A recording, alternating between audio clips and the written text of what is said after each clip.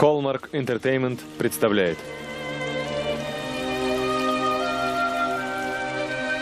Дэвид Копперфилд.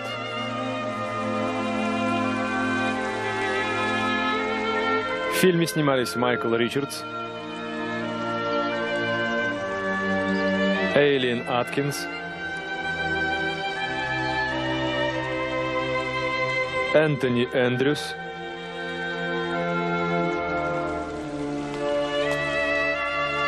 Фрэнк Маккаскер,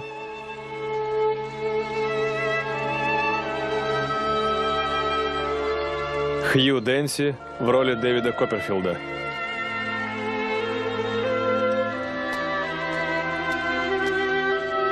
Макс Долби, Салли Филд и другие.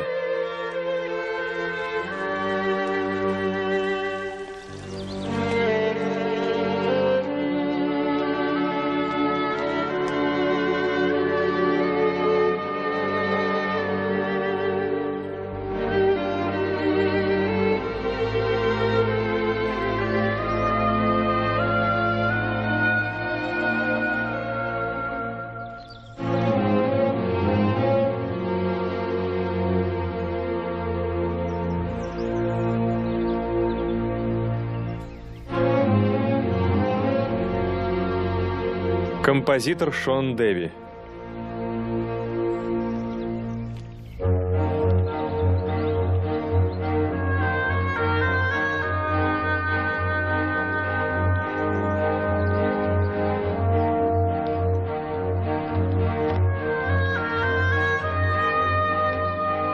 Оператор Элемер Раджали.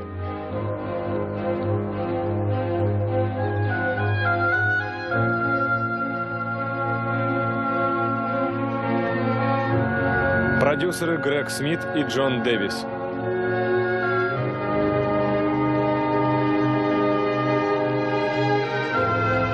Автор сценария Джон Голдсмит. По роману Чарльза Диккенса. Режиссер Питер Медок.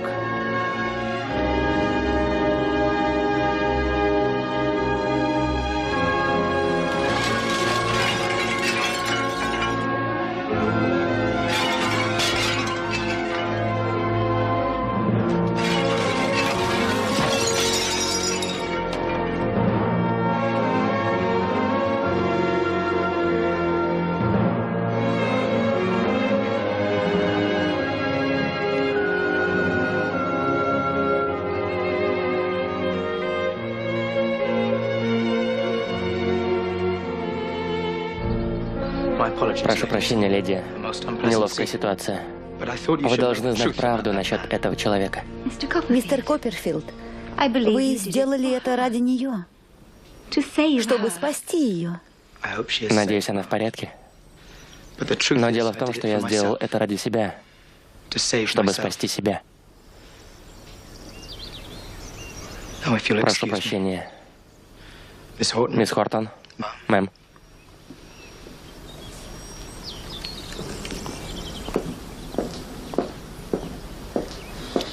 Какой выдающийся человек.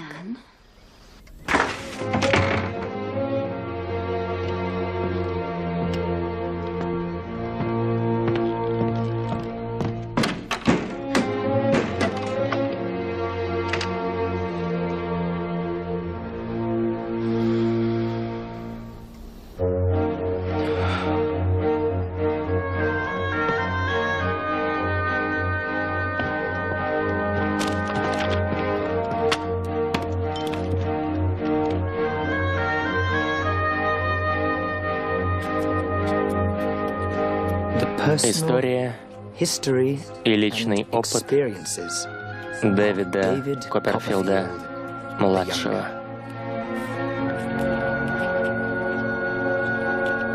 Стану ли я героем своей жизни, или же этим героем окажется кто-то другой? Об этом расскажут мои личные дневники. Я начну с самого начала. Я родился в Бландерстоуне, в графстве Суффолк. Я родился после смерти своего отца. Глаза моего отца закрылись в тот момент, когда я появился на свет. Тетя моего отца, мисс Бетси Тротвуд, была принципиальным магнатом нашей семьи. Мой отец был ее любимчиком до тех пор, пока он не женился на моей маме, предварительно не представив ее своей тетке.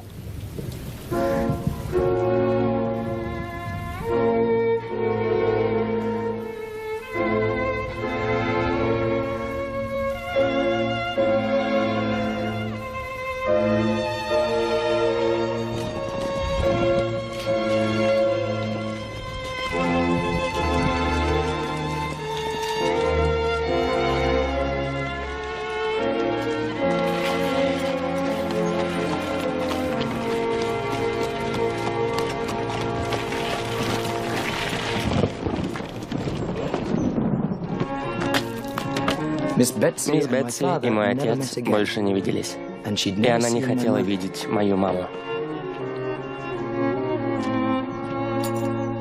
Гнездовье грачей. Несомненно. И где же грачи? Я не вижу грачей.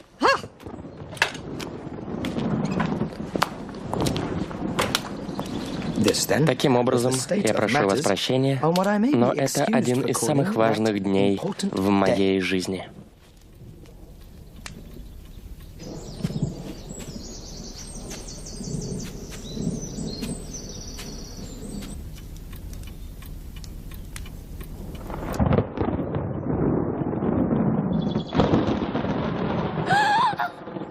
Откройте дверь.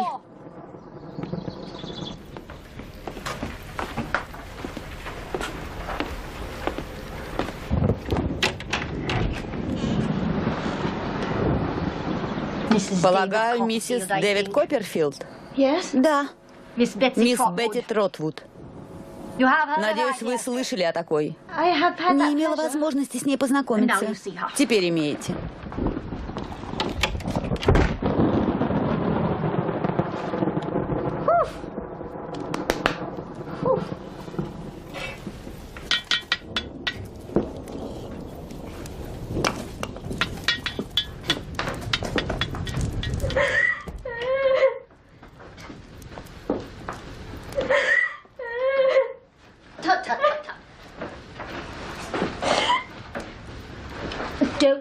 Хватит плакать. Прекрати. Прекрати. Вот так. Отлично. Дай посмотрю. Иди.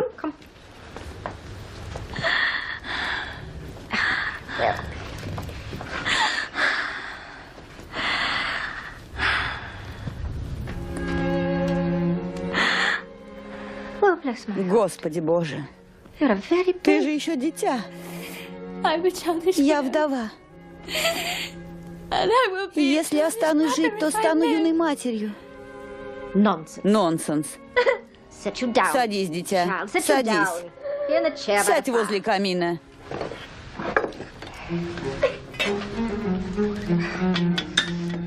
Гнездовье грачей. А где же грачи? Что, мам? Грачи? Большие черные птицы, похожие на ворон. Они тут не живут. Тогда почему название «Гнездовье грачей»? Название дома? Конечно, дома. А вы о чем подумали? Это придумал мистер Копперфилд. Однажды он увидел в саду гнездо грачей. Дэвид Копперфилд везде. Называет дом «Гнездовье грачей», когда рядом ни одного грача. И все потому, что он увидел одно гнездышко. Мистер Копперфилд умер. Как вы смеете так о нем говорить?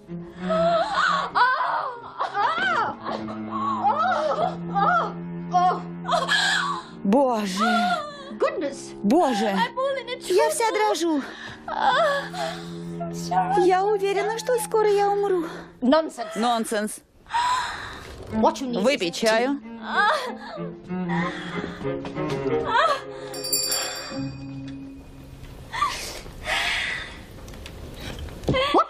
зовут твою служанку Пегати.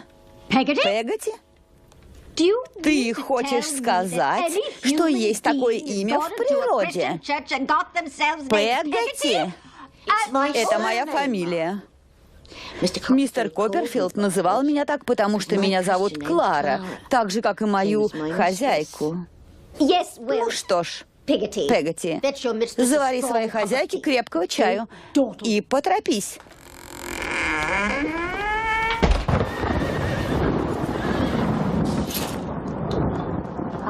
Уверена, что у тебя будет девочка. А может быть и мальчик? Не отрицай. У меня такое предчувствие, что это девочка. И я стану ее крестной. Назовешь ее Бетси Тротвуд Копперфилд. Теперь насчет денег. Дэвид оставил тебе что-нибудь? Этот дом, полагаю, и достаточный доход. Примерно 100 в год. Наверное. Этого хватит. Поговорим о будущем ребенке.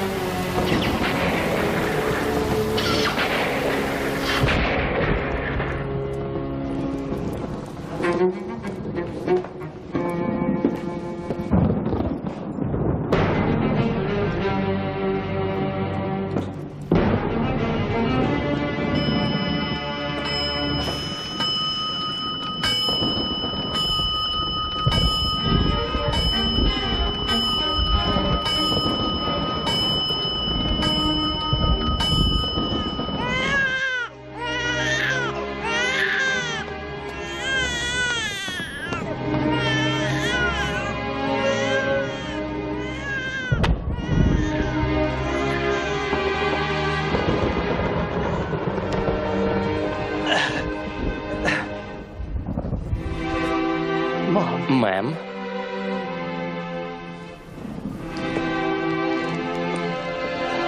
Мэм?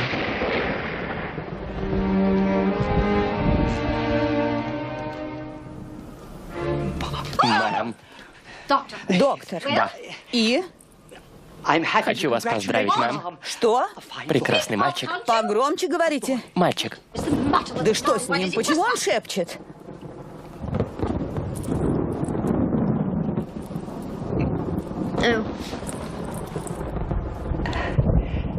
Мальчик. Что? Мальчик! Не может быть. Но я уверяю вас, что... Хватит болтать.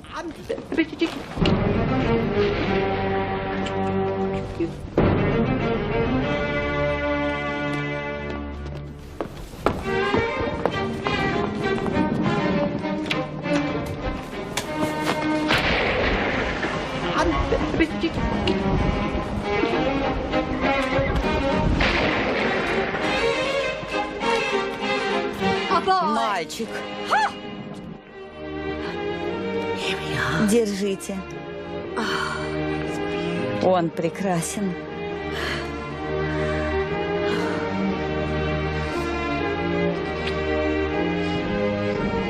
Я назову его Дэвид. В честь его отца. Дэвид Копперфилд.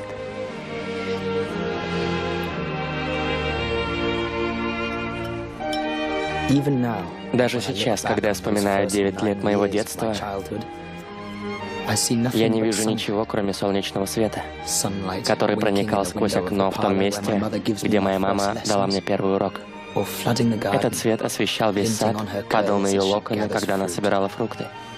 Фрукты, которые были, наверное, самыми спелыми в мире.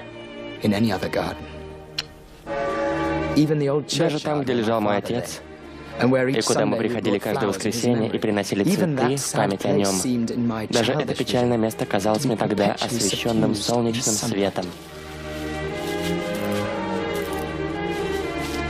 Но вскоре солнце скрылось за тучами. Добрый день, миссис Копперфилд. Мистер Мёрдстоун. Добрый день, Дэвид. Надеюсь, ты хорошо себя чувствуешь, мальчик мой? Он стесняется.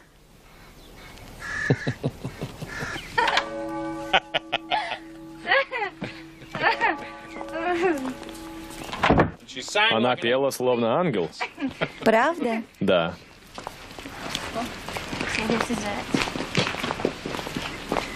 До свидания, миссис Копперфилд.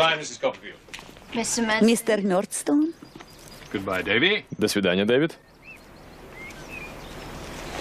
Ну же, давай, мальчик мой. Мы станем друзьями. Дэвид?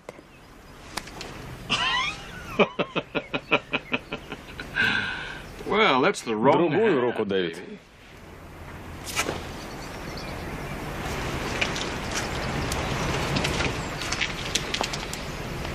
А ты храбрый парень.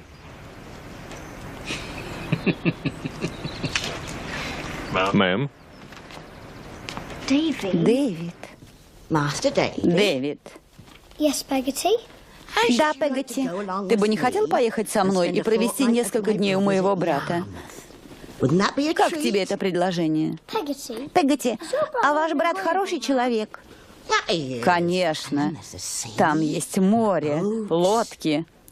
Посмотришь на рыбаков на берегу.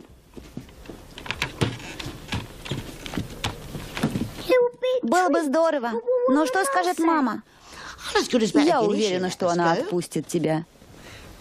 Но что она будет делать одна? Ей будет скучно. Разве ты не знаешь? Она останется с миссис Грейпер. Миссис Грейпер? К миссис Грейпер приедет много гостей. Значит, она разрешит. Именно. Бедный Дэвид. Как же ты был невинен. Ты жил в таком счастливом доме. И бедная Пегати. Теперь я все понимаю. Пегати была послом моей матери. И именно она делилась со мной новостями, пока мы были в Ярмуте. пошла.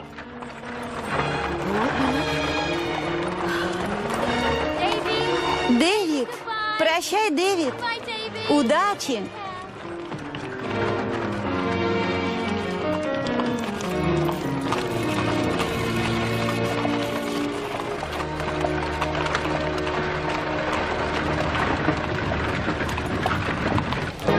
Ярмут.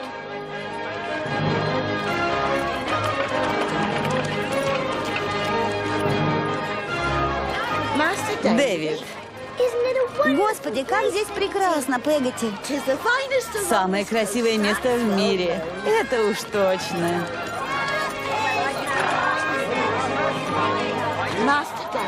Дэвид. Да, Пегати. Смотри, это Хэм. Остановитесь, мистер Баркис. Хэм, это мой племянник, Хэм. Это же моя тетя Клара.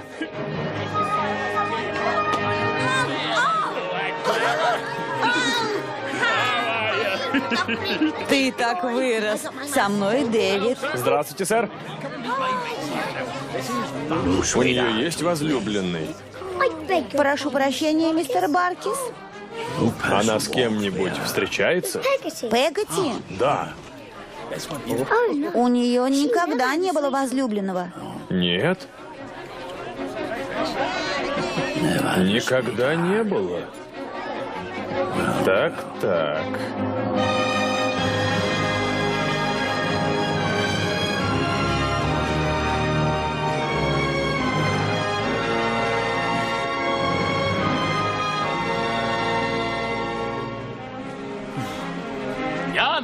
Это наш дом, Дэвид. Это лодка, не так ли? Подойди и посмотри поближе. Даже если бы это и был дворец Аладдина, я бы не согласился в нем жить. Дело в том, что это была настоящая лодка, на которой люди переплывали моря по несколько сотен, а то и тысяч раз. Дэвид Копперфилд. Я Дэниел Пегати. Рад вас видеть, сэр. Может быть, мы и грубы, но всегда к вашим услугам.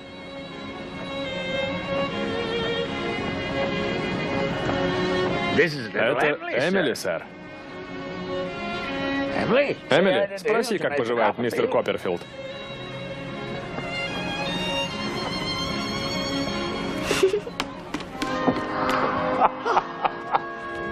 Сестренка.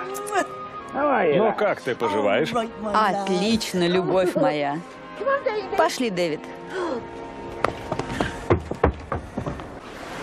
Мистер Пегати, Сэр? вы назвали своего сына Хэм, потому что он живет в Ноевом ковчеге? Нет, сэр. Его назвал так отец. Я думал, что вы его отец. Его отцом был мой брат Джо. Он умер, мистер Пегати. Утонул.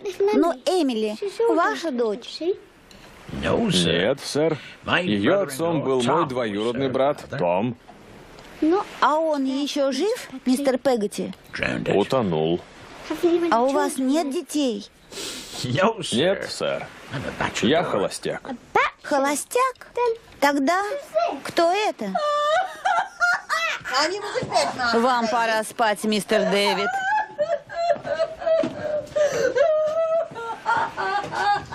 Хватит, хватит, старушка. Ее зовут миссис Гамидж. Ее муж и Дэниел были партнерами. Но муж умер и ничего ей не оставил. И тогда Дэниел стал присматривать за ней, как за Хэм и Эмили. Он добрый человек, самый лучший. А теперь пора спать.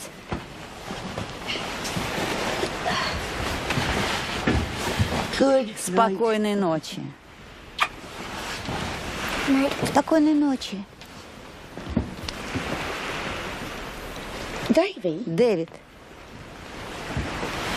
Да, Пегати.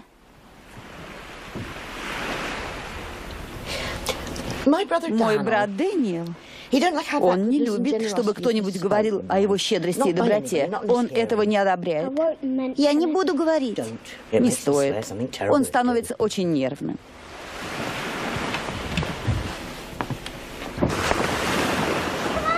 Пойдем.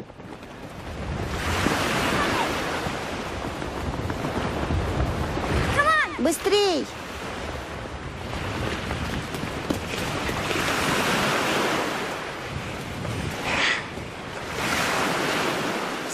Иногда ночью, когда с моря дует сильный ветер, я просыпаюсь, и мне кажется, что дядя Дэниел и Хэм зовут на помощь. Ты вспоминаешь своего отца? Я его не знала. Прям как я. Но у тебя есть мама. Моя мама умерла. Кроме того, твой отец был господином, а мой простым рыбаком, как дядя Дэниел. Пегати сказала, чтобы я не говорила о том, что он хороший человек. Отлично. Если я стану леди, то я подарю ему голубое пальто с пуговицами из бриллиантов, красивую шляпу, золотые часы и целый сундук с деньгами. Ты хочешь стать леди, Эмили? Да, конечно. Эмили, подожди!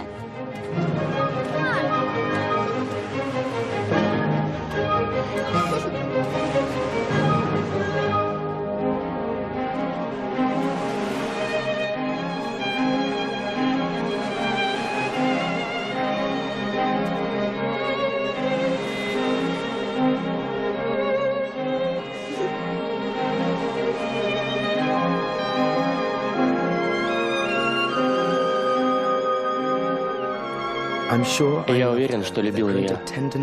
Я любил ее со всей чистотой своего сердца. Дни, которые мы проводили вместе, как и само время, похоже, стояли на месте. Но мы всегда были детьми и всегда играли вместе. Ты, конечно же, Пегати. Она так была счастлива за нас и не хотела испортить этот момент счастья. Поэтому она не требовала от моей мамы никаких денег за то, что она нянчилась со мной. И только тогда, когда мы подъезжали к воротам нашего дома, мне раскрыли тайну. Мистер Баркис, дайте знать, что мы подъезжаем. Пусть мама выйдет к воротам. Прошу вас.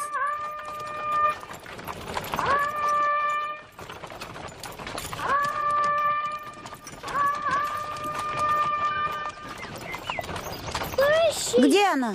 Где она? Почему она не выходит? Где она? Пегати, почему она не выходит? Пегати! Пегати. Подождите минутку, сэр Дэвид. Я вам кое-что расскажу. Что? Где она? Она умерла? Умерла? Конечно, нет. Господи боже, Дэвид. Дэвид. Мне стоило тебе сказать об этом раньше, но я не могла этого сделать. Понимаешь? У тебя появился отец. Новый. Мама! Дэви! Клара, дорогая моя, держи себя в руках. Поцелуй свою маму, Дэвид.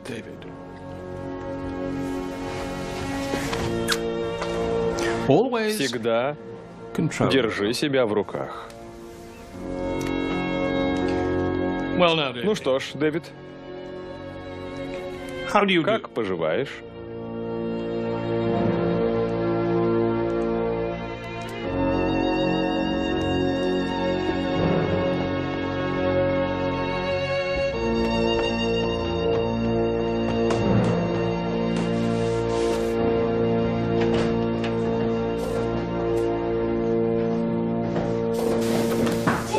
Дэвид.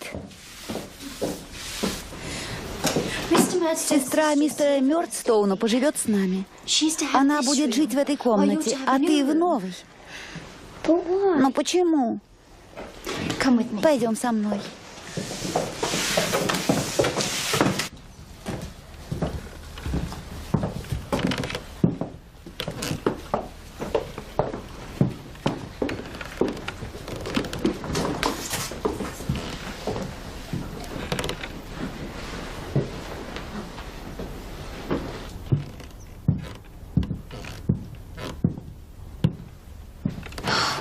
Дэвид.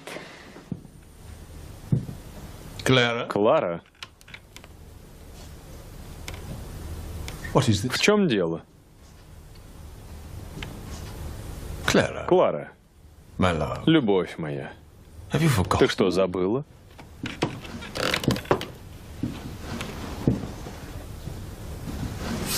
Главное – это стойкость. Прости, Эдвард. Я хотела, но я чувствую себя неуютно.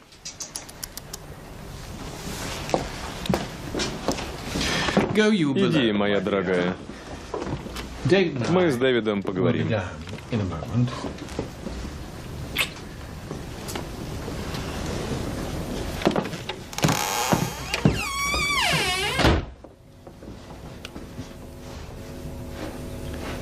Дэвид.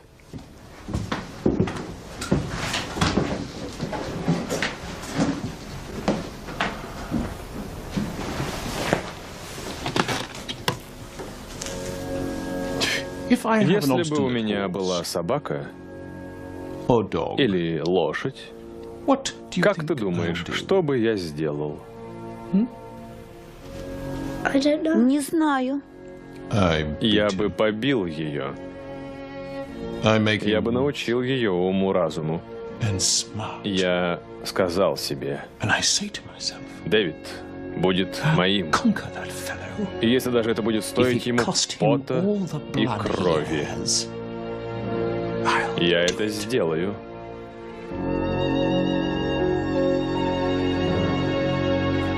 Через несколько дней пришла она, мисс Джейн Мёрдстоун.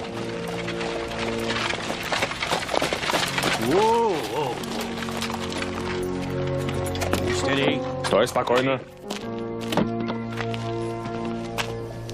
Когда она платила кучеру, она вытащила свои деньги из маленького кошелька.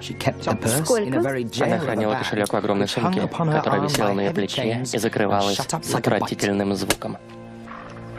Никогда раньше я не видел такой стальной леди, как мисс Джейн Мёрдстоун. Дорогая Джейн, добро пожаловать. Это твой сын, невестка?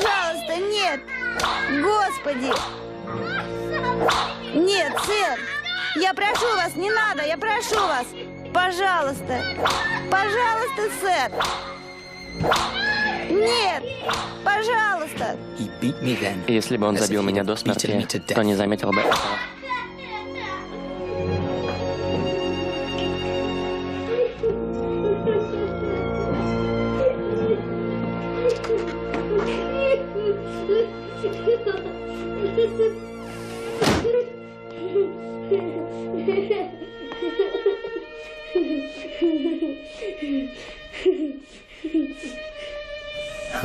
Я все помню отчетливо.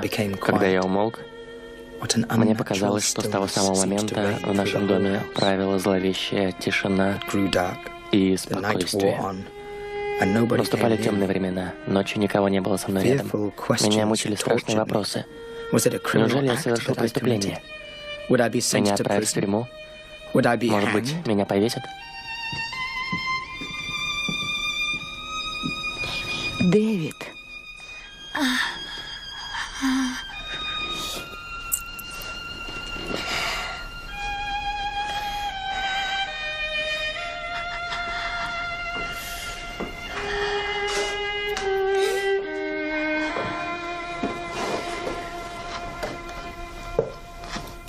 Это ты, Пегати? Говори тише, а не то нас услышат. Мама злится на меня. Не совсем. Что со мной будет? Тебя отправят в школу, рядом с Лондоном.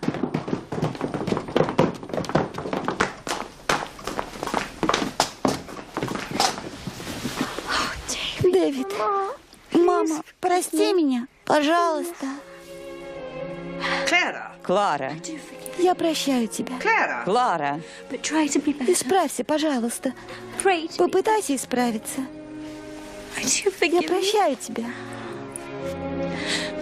Прощай, дитя мое. Дэвид. Дэвид.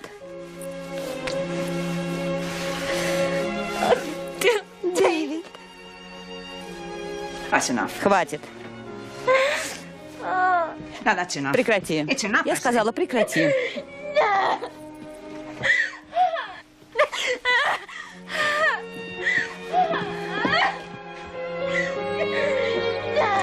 Давай, поезжай.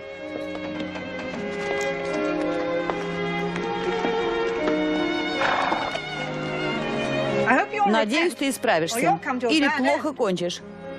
Поезжай.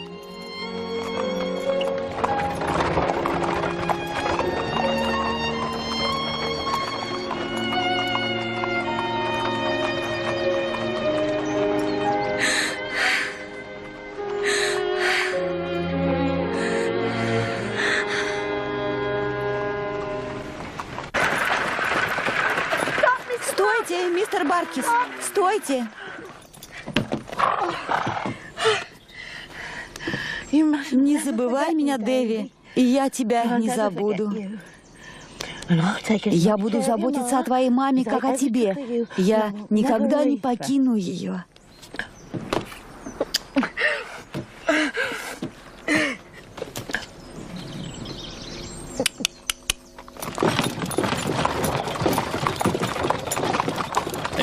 Она хорошо готовит. Пегати? Да. Не хотите ли пирога, мистер Баркис? Давай.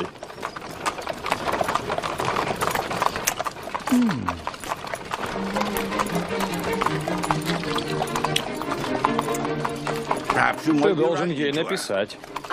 Конечно, я ей напишу. Ну что ж.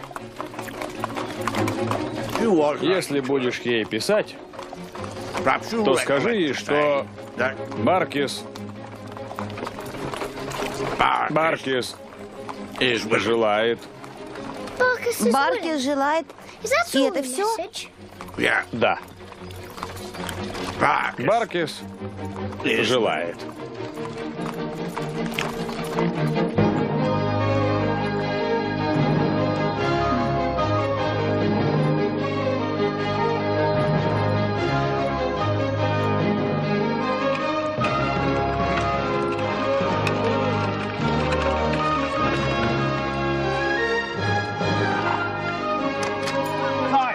Давай, выходи. Быстрее, шевелись. Давай быстрее.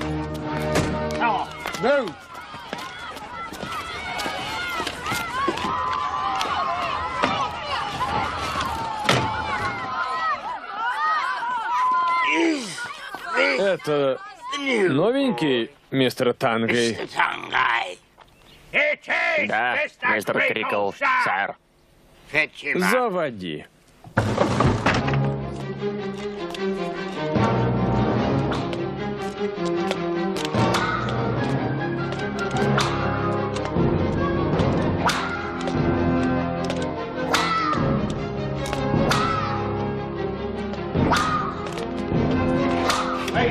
Жди здесь.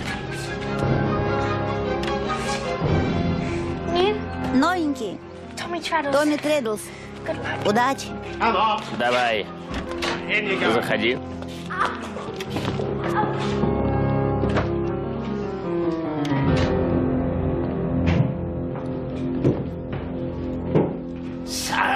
Итак, к нам пришел джентльмен, которого следует проучить. Иди сюда. Живее. Я знаю твоего отчима, мистера Мёрдстоуна. Он такой щедрый человек. Он силен характером. Он знает меня, а я знаю его. А ты меня знаешь? Пока нет, сэр. Пока нет, но скоро узнаешь. Скоро узнаешь. Я скажу тебе, кто я. Я Фурия. Фурия. Я сильный характер, вот кто я. Когда я говорю, что я сделаю это, то обязательно добьюсь этого. Добьется. Мне сделать это, миссис Крикл? Конечно, мистер Крикл. Бойся его. Он кусается.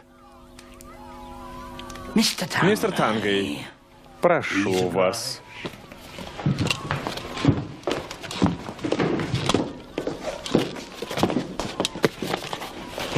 Похоже, ты любишь кусаться. А я люблю бить розгами. А как насчет зуба? Он очень острый. Он будет еще кусаться.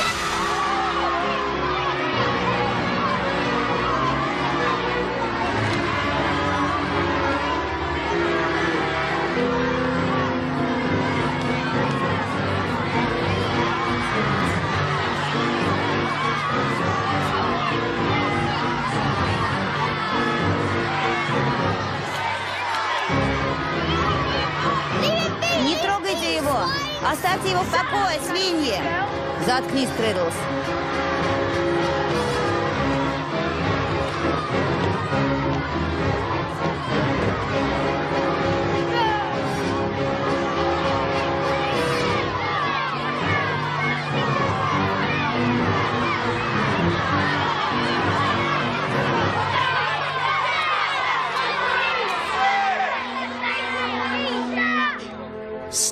Стифорд.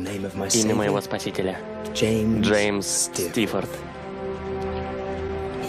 Он был самым старшим в школе. Сын богатой вдовы. Стифорд никого не боялся. Вставай, Треддлс. Господи боже. Ты. Вставай, приятель. Что это? Что это? Я называю это позором, ребята.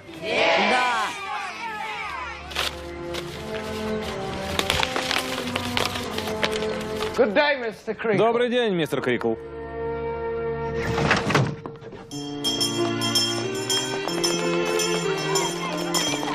Будь как дома. Не волнуйся. Я присмотрю за тобой.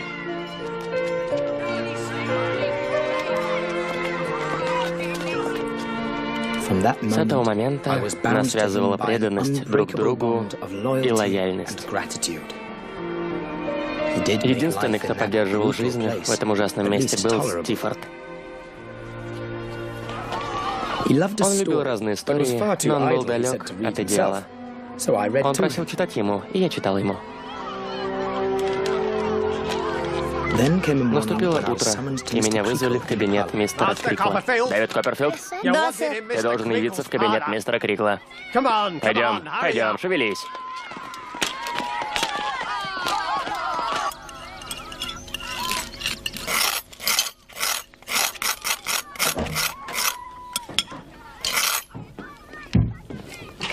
Проходи, садись, Дэвид.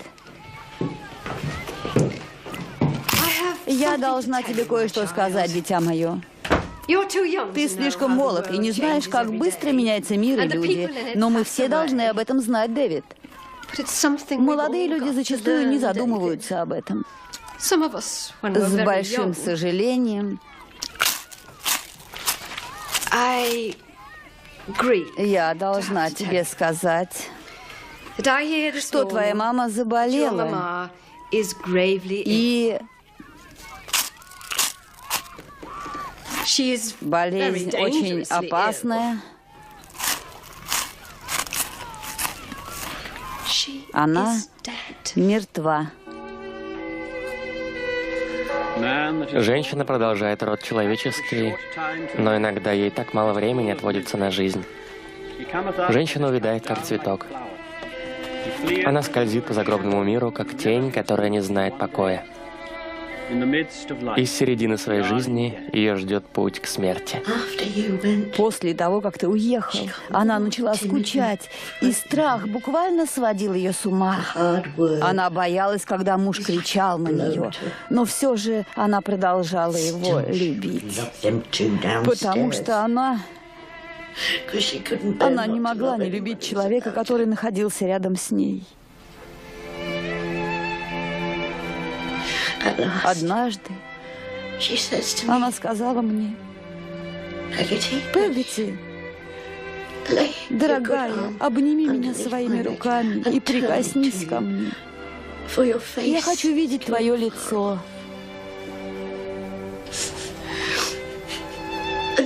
Затем она призвала Господа, чтобы Он защитил ее мальчика.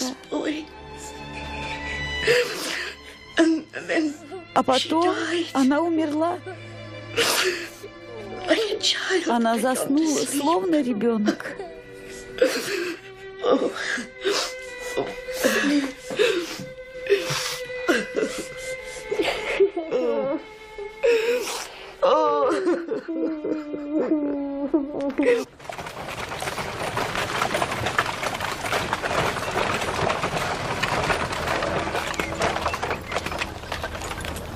Надеюсь, что вы с мистером Баркисом будете счастливы. Мальчик мой. Говорят, что он немного жадный. Так что возьми это, пока я не стала миссис Баркис. Как много! Я не могу. Бери и храни их до того дня, пока они тебе не понадобятся. Прощай, Дэвид.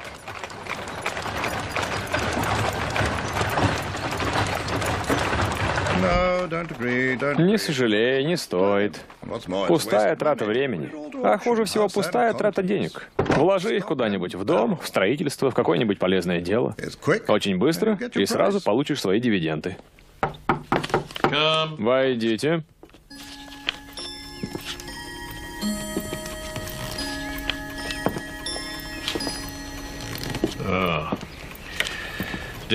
Дэвид. Иди ко мне. Твое поведение невыносимо, поэтому мы исправим его. Он хочет, чтобы мы нервничали. Он хочет разрушить нашу семью. Он одержим. Джейн, я сам все улажу, хорошо? Я не богатый человек, Дэвид. А образование стоит больших денег. В любом случае, я не вижу смысла твоего дальнейшего пребывания в школе. Итак, в Лондоне у меня свой бизнес. Мёрдстоун и Гринби. Я поручил все дела мистеру Квиньену. Мистер Квиньен считает, набирает на работу людей и также может предложить работу и тебе. Так как других перспектив у него все равно нет, тебе будут платить 6 шиллингов в неделю. Но за жилье я буду платить сам. Ты поедешь туда и приступишь к своим обязанностям. Ну вот, Мёрдстоун и Гринби. Мы приехали. Это твое будущее. Мёрдстоун и Гринби. Наша задача — снабдить вином и отличным духом моряков на торговых кораблях. Иди сюда, Мик. Это Мик Уокер. Дэвид Копперфилд. Он будет здесь работать. Отведи его и расскажи ему о его обязанностях.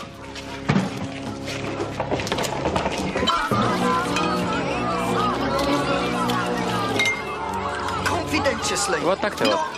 Мистер Квиньен не будет повторять. Я тоже сирота. Но скоро стану торговцем, как мой отец. Буду выступать на шоу в черном вельветовом костюме. Прямо как у него. Понятно? Милли! Милли! Это Милли Пертаторс.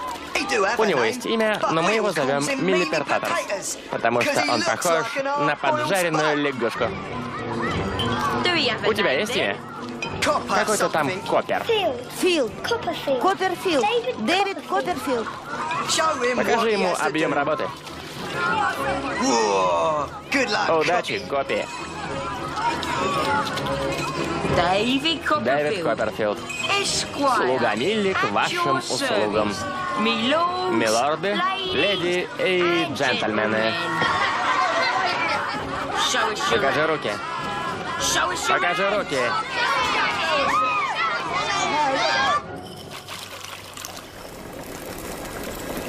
Миледи, смотрите внимательно.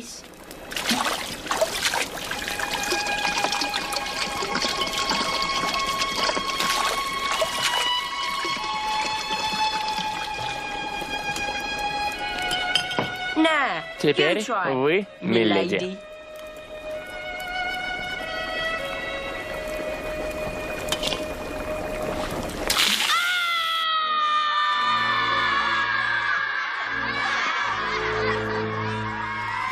Никакими словами нельзя описать агонию моей души.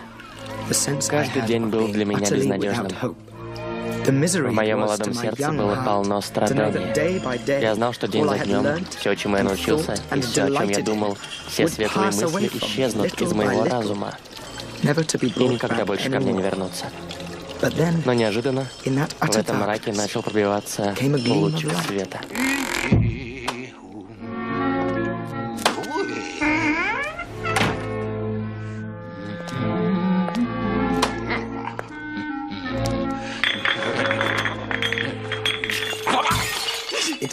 Этот лучик света исходил от человека среднего возраста, у которого на голове было столько же волос, сколько на курином яйце.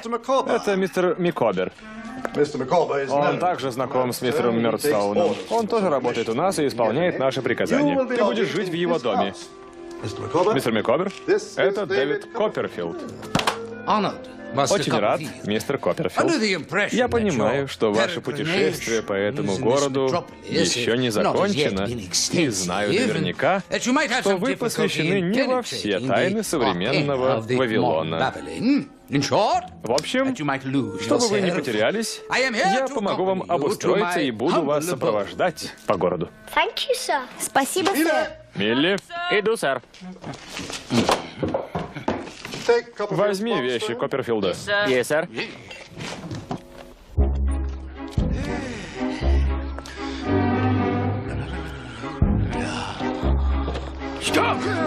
Стой, Микобер, стой. Сюда. Стой, стой. Быстрее. Заплати, или я натравлю полицию. Понял? Стой! Мистер Копперфилд, пока мы путешествуем через эту аллею слез, вы должны кое-что уяснить для себя. Ежегодный доход 20 фунтов, ежегодный расход 19 фунтов и так далее. И результат этого – счастье. Ежегодный доход 20 фунтов, ежегодный расход 20 фунтов и 6 пенсов. Результат – страдания. Заплати свои долги. Сюда. Сюда. Быстро. Быстро вниз. Спрячьтесь.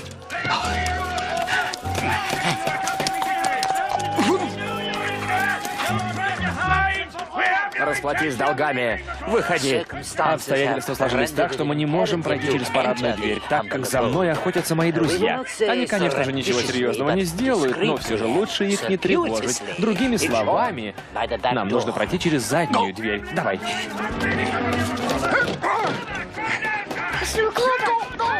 Быстрее, быстрее. Побыстрее. Давай. Быстрей! Быстрее, мистер Микоби! Идите вниз, я за вами. Сделайте мне одолжение, мистер Копперфилд. Быстрее. Давайте. Смотри.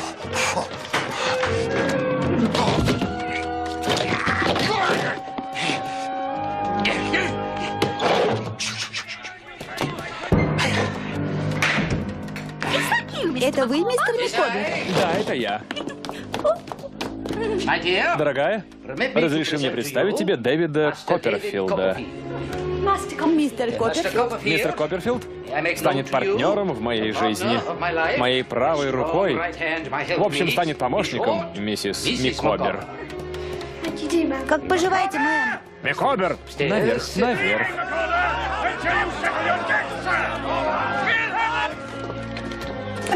У мистера Микобера всегда случаются неприятности.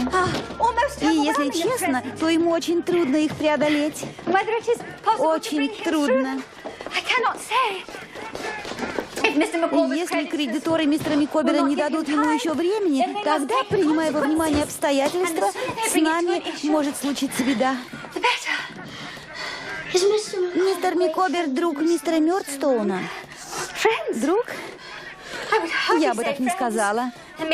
Скорее, партнер по бизнесу. Из камня нельзя получить кровь. Также ничего нельзя получить от мистера Микобера.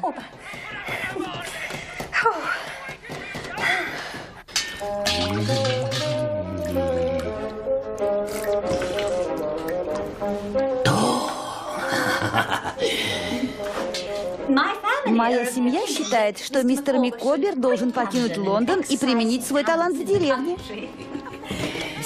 Мистер Микобер очень талантлив, мистер Копперфилд. Не сомневаюсь, мэм. Моя семья считает, что свой талант он мог бы применить на таможне, потому что у него все получается.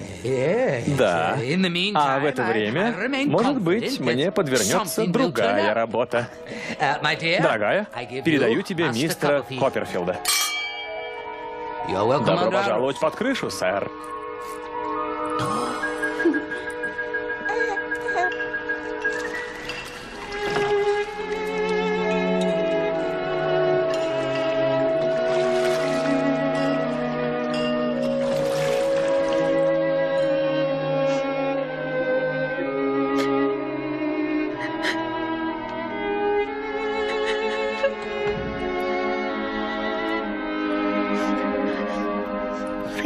Простите, мэм.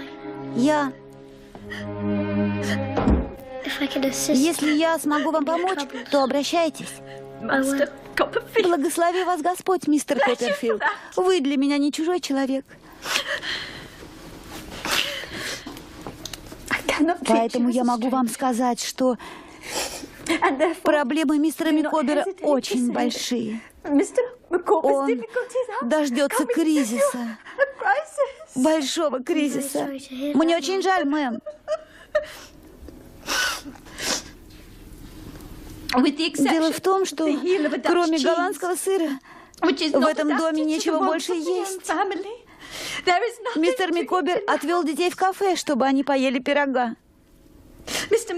Он хотел угостить их в кредит и повел их туда. Возьмите, мэм.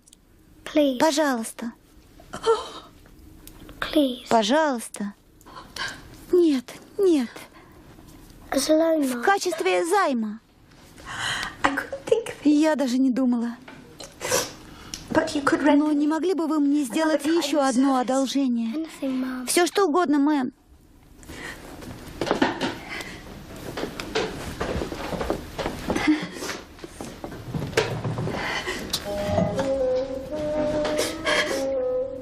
Они принадлежали моему отцу. Ранимый характер мистера Макобера никогда не позволит ему отнести это отнести в ломбард.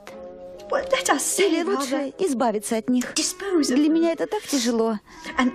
Но могу я вас попросить об этом, мистер Копперфилд? Пожалуйста. Конечно, мэм.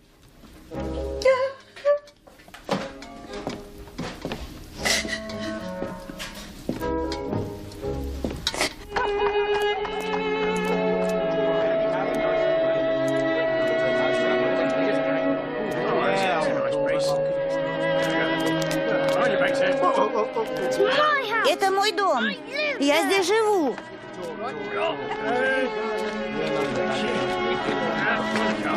Что случилось? Забрали все за долги. Все. Наконец-то, наконец-то, дорогой сэр. Вы сюда. Отойдите.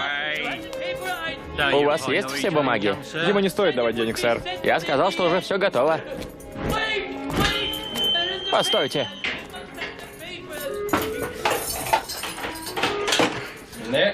Сюда. Садись, Копперфилд.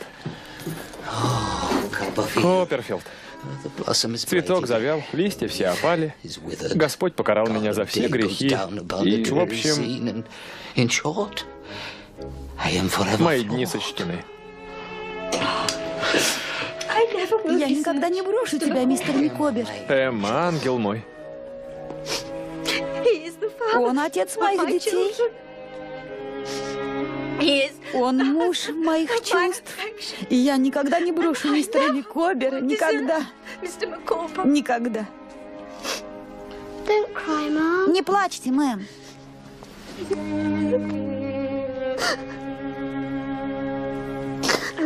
Я сходил в ломбард, как вы и просили.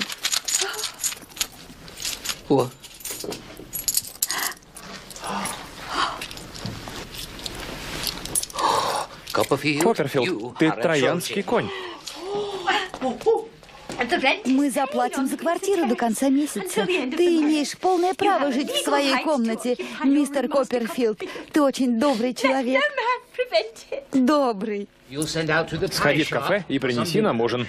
Немного котлет и не забудь про пудинг для детей, а также принеси бренди. Конечно, есть, сэр.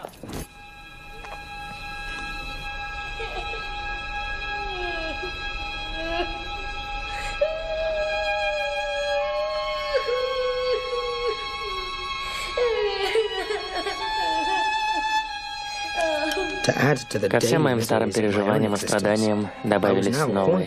В тот момент меня преследовало горе мистера Микобера и его семьи. Я представил, что они всю жизнь просидят в этой сырой тюрьме. Их дети вырастут бледными и хилыми, а сами они будут похожи на старую картошку. Эта картина быстро исчезла из моего сознания в тот момент, когда однажды ночью я услышал голос мистера Микобера. Мистер Микобер. Дорогой Копперфилд, пойдем. Мне помогли родственники. Точнее, тетка, она услышала о том, что мы в тюрьме и заплатила достаточно денег, чтобы освободить нас. Единственное, на чем она настояла, это на том, что мы немедленно должны покинуть современный Вавилон и уехать в деревню. Вот так-то. Объявляется посадка. Благодаря моей тете мы выбрались из этой тюрьмы. Но мы бы не смогли покинуть современный Вавилон без вашей помощи, мистер Копперфилд. Ваша забота и доброта так помогла нам. Для нас вы никогда не были постояльцем. Ты был для нас другом. Всем занять свои места.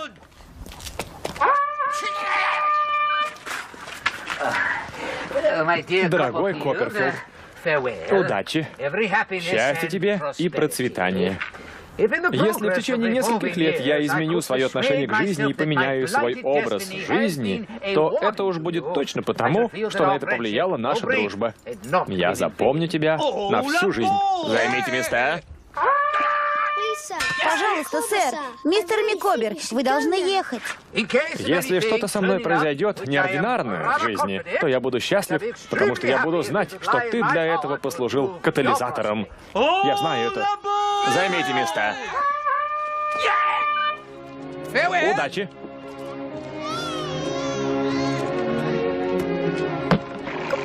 Прощай. Прощай. Удачи тебе. Тетя. Мистер Микобер упомянул о своей тете. И я сразу же вспомнил свою тетку. Легендарная мисс Бетси Тротвуд. Тетя. Тетя. Говоришь, твоя тетя живет на побережье? Рядом с Довером. Довер? Это же далеко. У меня достаточно денег.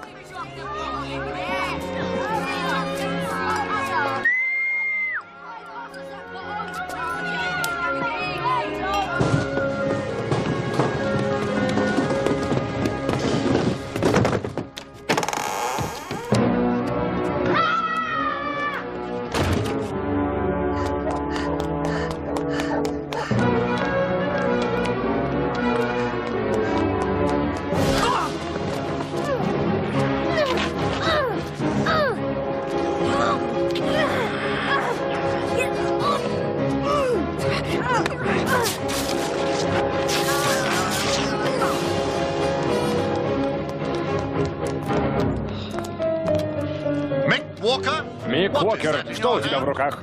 Ничего. Действительно ничего. Теперь я уже не помню, сколько дней я провел в пути. Я поехал из Лондона в Кент. У меня не было теплой одежды, мои ботинки становились негодными для ношения, и мои деньги тоже заканчивались. Деньги, которые я украл у одного придурка. Я помню, как мой желудок урчал от того, что в нем не было достаточно еды и угрожал мне смертью. И когда наконец-то я добрался до дома тети, я был очень счастлив. На тот момент я не знал, жила ли до сих пор моя тетя в этом доме. Но единственный признак жизни в этом доме, как ни странно, показал мне осел. Осел, за которым бежала какая-то женщина. Осел.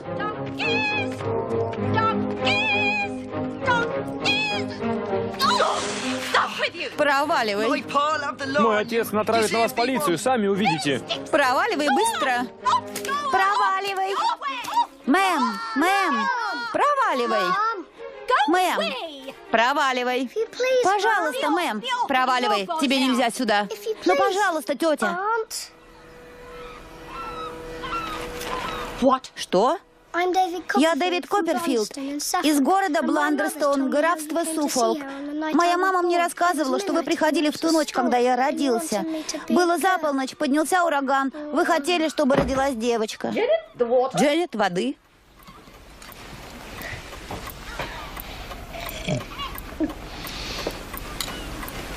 Дженнет, тоника.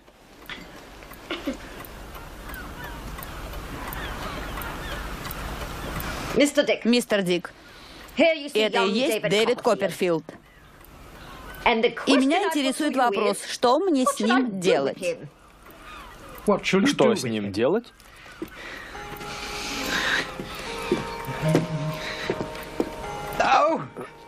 Что делать? Да, дайте мне совет, пожалуйста. На вашем месте я бы помыл его сначала. Мистер Дик отличный советчик. Вот так, мистер Дэвид. Дженнет, опять осел. Осел.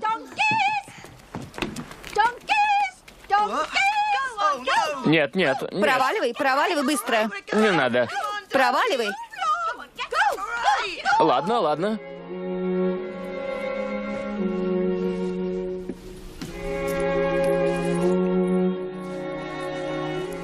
Спокойной ночи, тетя. Да-да-да, спокойной ночи.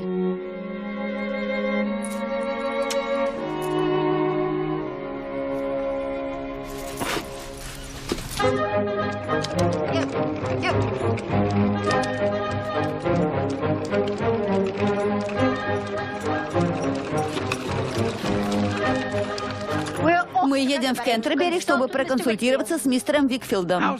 Как тебе это, Дэвид? Лески хватит. Поэтому, когда он взлетит, он разнесет мои слова по всему небу.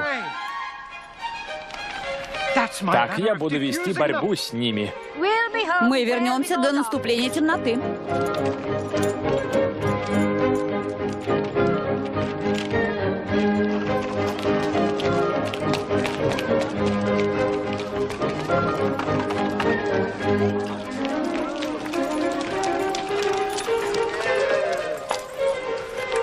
Приехали. Мы ненадолго. Мистер Викфилд мой адвокат. Ну вот. И я не говорю ни слова, не делаю ни движения, пока я не проконсультируюсь со своим адвокатом, мистером Викфилдом.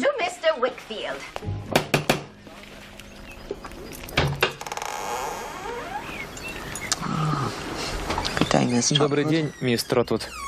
Мистер Викфилд дома? Да, мэм. Отлично.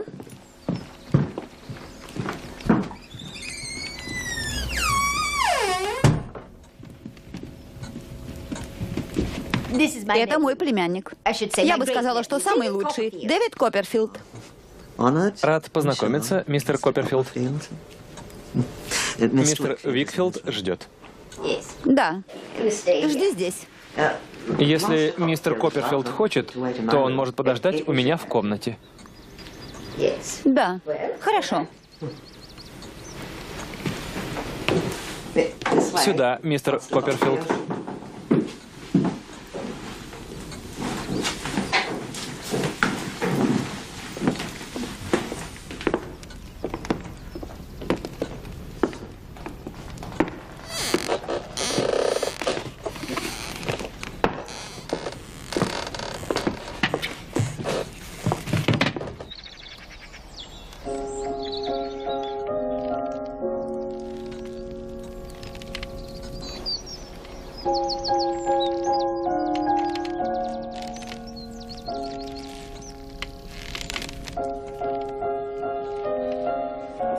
Это дочь мистера Викфилда, Агнес.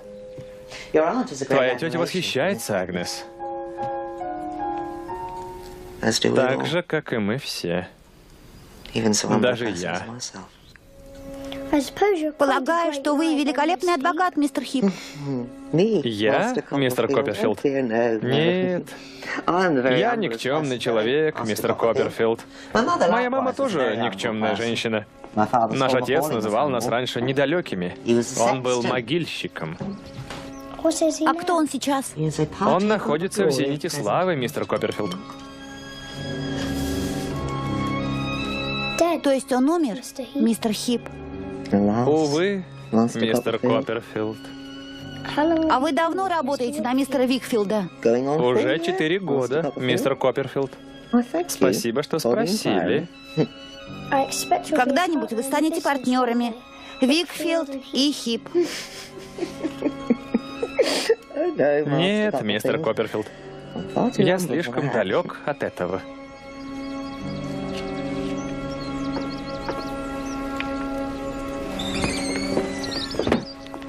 Уже решили, тетя?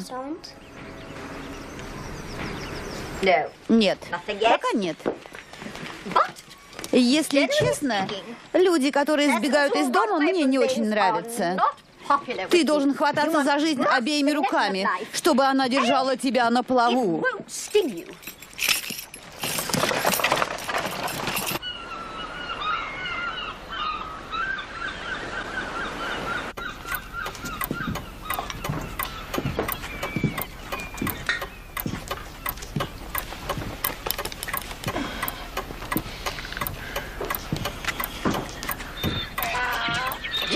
Дженнет? Осел! Осел! Проваливай! Ну как ты смеешь? Проваливай отсюда! Проваливай, осел! Проваливай с моей земли! Как ты смеешь? Проваливай быстро! Не смей здесь ходить! Не смей здесь ходить! Проваливай! Тетя! В чем дело? Мёрдстоуны. Мисс Тротвуд, этот несчастный мальчик не может обуздать свой характер. Он очень резок, груб и не слушается тех, кто старше его. Мне кажется, что он самый худший из всех мальчиков на свете. Он сильный. Не такой уж сильный, мэм. Я приехал забрать его, мэм. Приехал забрать его и думаю, что это пойдет ему на пользу. Так как я знаю, как его подобает воспитывать. Правда? Должен предупредить вас, мисс Тротвуд, что если вы станете между мной и им, то это война на всю жизнь. Ну что ж. Я не шучу. Он готов? Если нет, то моя дверь будет закрыта для него навечно. И я сделаю так, что вы никогда не сможете его увидеть. Господи. Дэвид? Ты готов? Пожалуйста, тетя, прошу вас, я умоляю, не позволяйте меня забрать.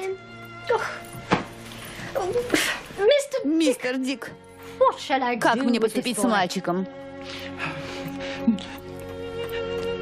Нужно снять мерки и пошить для него костюм. Мистер Дик, дайте мне вашу руку. Вы здравомыслящий человек. Спасибо. Только не думайте, что я не знаю, как страдала его мать, пока жила с вами, мистер Мёрдстоун. Вы все время унижали ее и ее сына. Вы вели себя как животное, как зверь, который не может насладиться своей властью. Я все знаю, мистер Мёрдстоун. Ни разу не слышала таких прекрасных речей. Мисс Тротвуд, если бы вы были джентльменом... Чушь собачья. Хватит болтать. Как невежливо. А что касается вас, мадам, то если я еще раз увижу, как вы едете на осле через мою землю, уверяю вас, я отрублю вам голову, если она у вас есть. Я никогда не слышала, чтобы так разговаривали.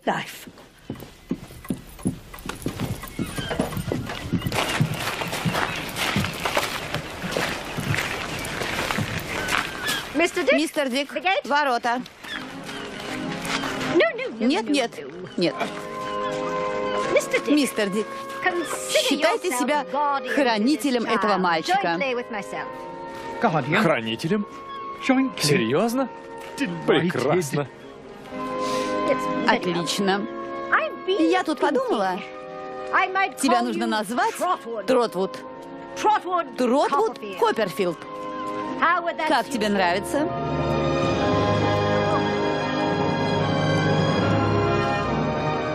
Вот так я начал свою новую жизнь. Новое имя и все остальное, что меня окружало. Я покончил с работой на Мёрдстоуна и Гринли. Теперь с моими новыми родственниками у меня начиналась новая и прекрасная жизнь. Моя тетя записала меня в школу доктора Стронга, и на время учебы я поселился у мистера Викфилда и его дочери Агнес. Агнес. Ее мать умерла при родах, и так же, как и я, она была единственным ребенком. Вскоре она стала моей лучшей подругой, советником, а потом сестрой.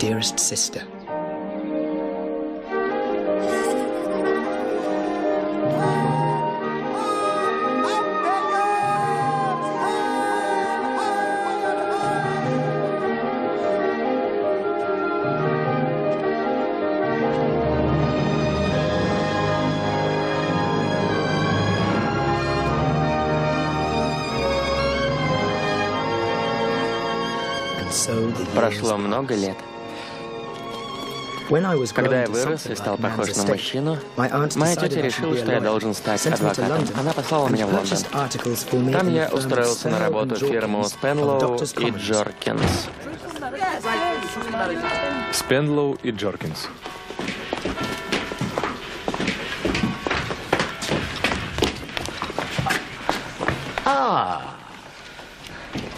Копперфилд. Отлично. Проходи. Проходи.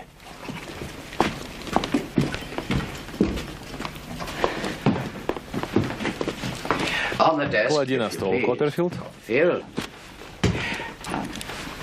В главный офис. Пожалуйста. И побыстрее. Давай.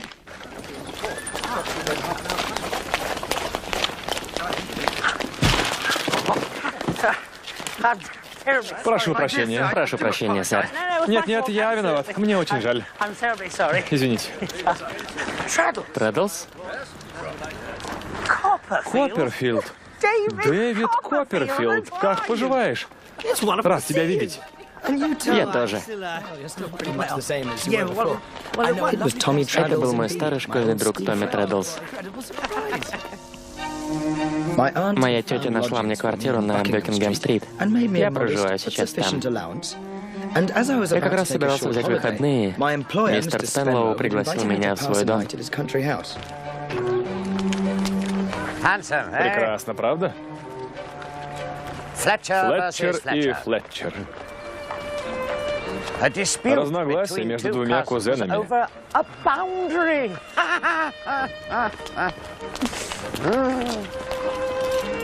Флетчер против Флетчера.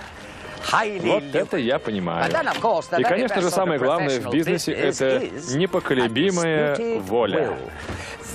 Чтобы выиграть дело, нужно засыпать противника аргументами, умело руководствоваться фактами, предоставлять контраргументы и так далее. Адвокат – это нелегкая работа. Но бывает сложно выиграть дело, и обе стороны не знают, чего они хотят друг от друга. Такие случаи бывают, но это не часто, смею тебя заверить.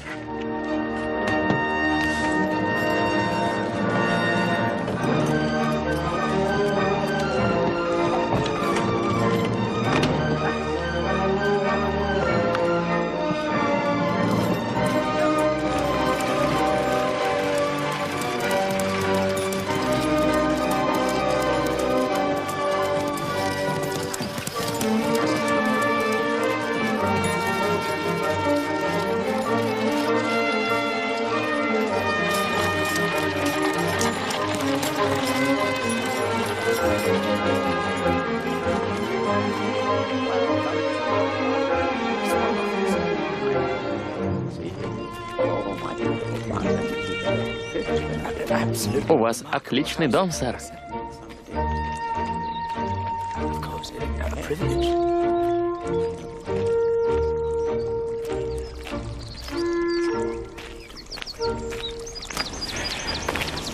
Копперфилд?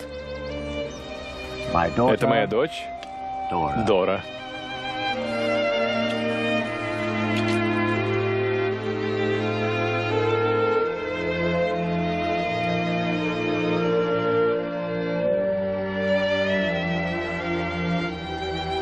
Я как будто тонул в бездне. Я не мог отдохнуть, не мог оглянуться назад. Меня просто не существовало. Я влюбился в Дору Спенлоу до безумия. А затем... А это ее друг и компаньон, мисс Мёрдстоун. Увы, но у Доры умерла мать. Я уже знакома с мистером Копперфилдом. Он был тогда еще маленький. С тех пор наши дороги разошлись. Я так и не узнала его подобающим образом. Как же она меня очаровала. Я потерялся в этой бездне. Хотя не совсем потерялся. Для некоторых я был на виду.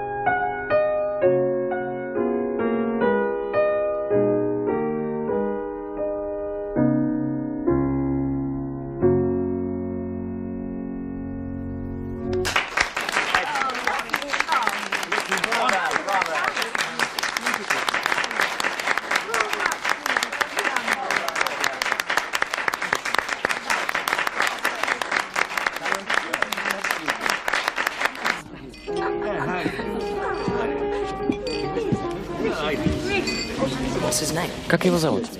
Прошу прощения, моя дорогая. Пойдем, поговорим.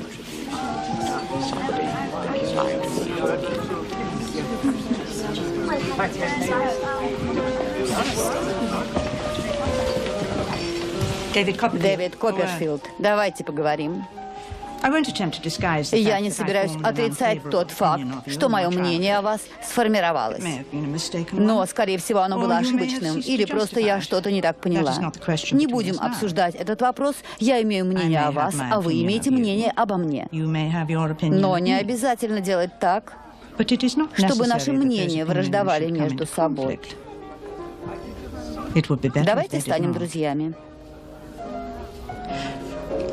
Давайте просто не будем вспоминать о прошлом. Не упоминать об этом. Вы согласны? Я же сказала, что я вернусь, мистер Копперфилд. Вы вспоминаете былое с мисс Мёрдстоун? Былое? Да нет, Дора, дорогая. Наше знакомство было мимолетным, не правда ли, мистер Копперфилд? Настал момент, когда я должен был выговориться, сказать всю правду. Нет, прокричать ее. Очень мимолетным.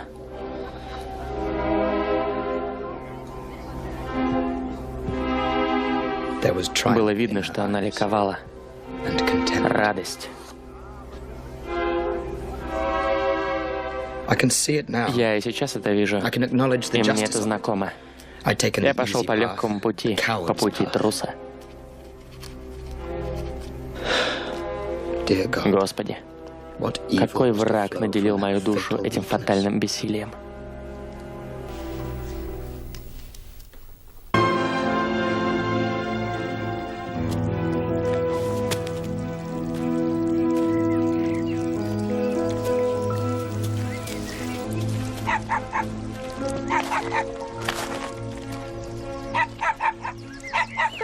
Доброе утро, мистер Копперфилд. Мисс Пенлоу, не ожидал увидеть вас здесь в такую рань. Это самое светлое время суток. Вы так не думаете? Сейчас светлое. Но оно не было таким еще минуту назад. Это комплимент? Или погода действительно изменилась? Я не слежу за изменением погоды. Вы ведь только что приехали из Парижа, не так ли? Да. Вы были в Париже? Нет, нет. А зря, вам бы понравилось. Вы много путешествуете, мистер Копперфилд? Я собираюсь в Ярмут через пару дней навестить старых друзей. Ярмут — это ведь почти побережье? Да. Мисс Пенлоу. Дора. Дора. Назойливое создание. Не могу понять, почему папа выбрал мне настолько утомительную компаньонку. Дора. Некомфортно, когда за тобой всюду ходит угрюмая пожилая женщина. Может, вам следует сказать отцу? Я не посмею. Отец хочет видеть тебя. Поторопись. До свидания, мистер Копперфилд.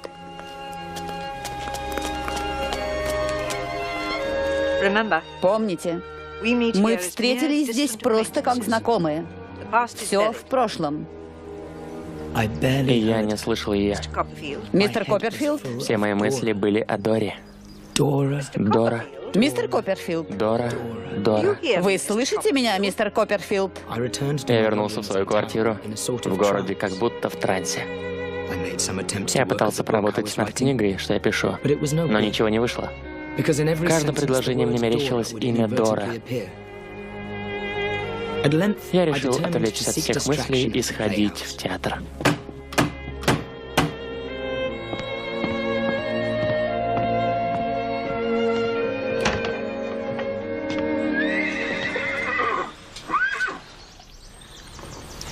Мистер Мёрдстоун? Дэвид. Вы собирались уходить? Да, я собирался в театр. Я вас не задержу. Я получил послание от своей сестры сегодня днем. Судьба, судя по всему, опять свела вас вместе. Да. Моя сестра не желает оживлять воспоминания о прошлых разногласиях. Я уже слышал это от мисс Мёрдстоун. Тогда вы все понимаете, Дэвид.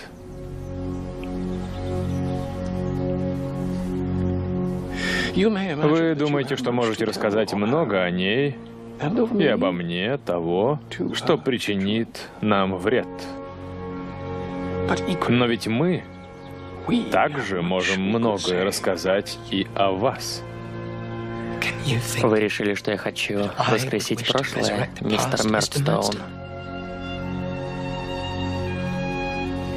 Оно слишком болезненно для меня. Тогда я не стану вас больше задерживать.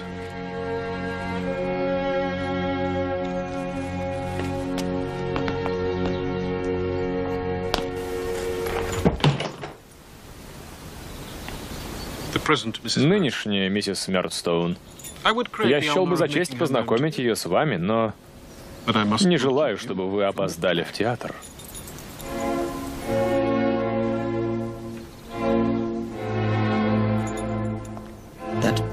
Эта бледная, одинокая фигура преследует меня по сей день. Я знал, на что была похожа ее жизнь. Я знал, как он украл ее душу, точно так же, как это было с моей бедной мамой. Я хотел говорить, но я не осмелился. И я не знал, что сказать.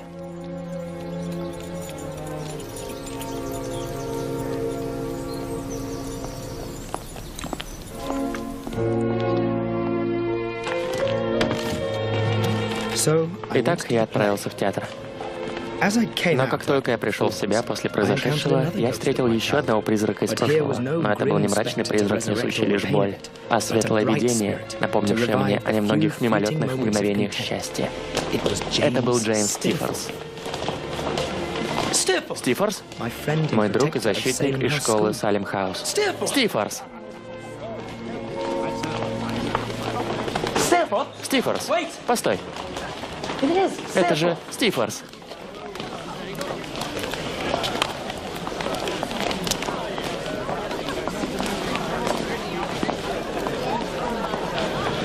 Ты ведь помнишь меня?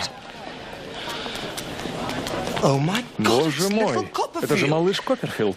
Ты почти не изменился, теперь-то я вижу, совсем не изменился.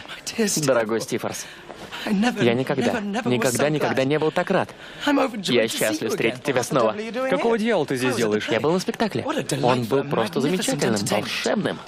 Мой дорогой маленький Дэви. Ты как Маргаритка. Ты чист, как Маргаритка в поле на рассвете. Думаю, это был худший спектакль, что я видел в жизни. Это было жалкое зрелище. Серьезно?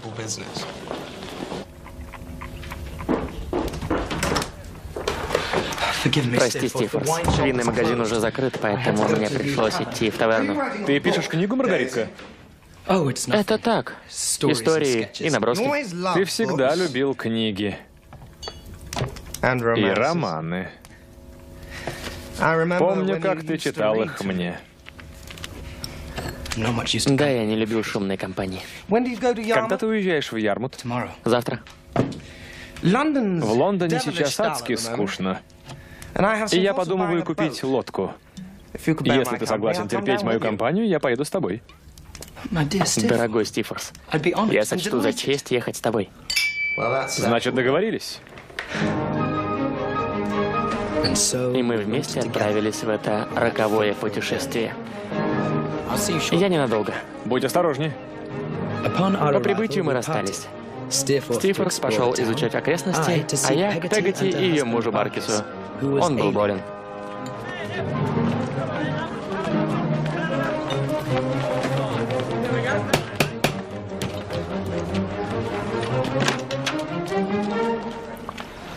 Дэвид!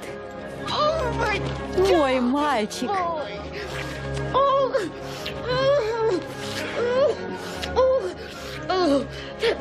Дай я на тебя посмотрю.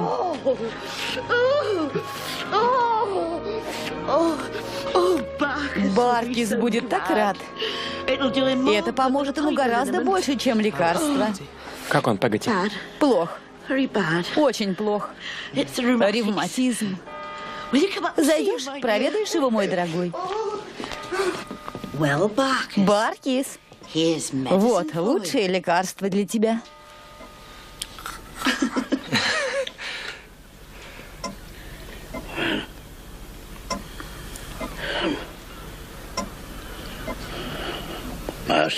Мистер Дэвид, это вы, сэр? Это я, мистер Баркис. Простите, сэр, что не пожимаю вам руку.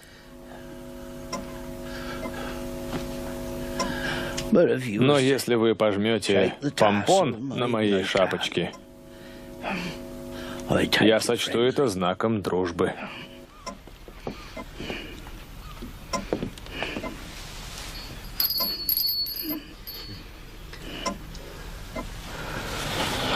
Простите, сэр, что вижу вас таким. Мне было бы стыдно за себя, если бы не одна женщина.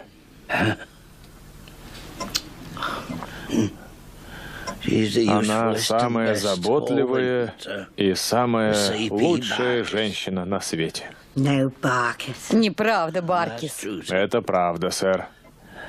Она мое богатство. Это такая же правда, как то, что репа растет. Такая же правда, как и налоги. Нет ничего более правдивого, чем эта правда. Дикое место, правда, Стифорс? Море выглядит так, как будто хочет сожрать нас. Вот и оно.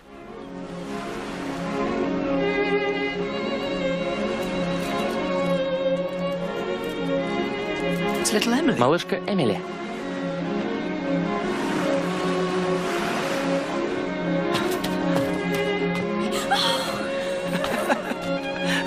Как ты? Отлично, мистер Дэвид. Это мой друг, Стифорс. Стифорс, это Эмили. Я тебе не рассказывал. Ты была другом детства Маргаритки. Вы играли вместе и мечтали, что он когда-нибудь станет великим писателем, а ты утонченной дамой. Ты это ему рассказал? А откуда еще я бы узнал?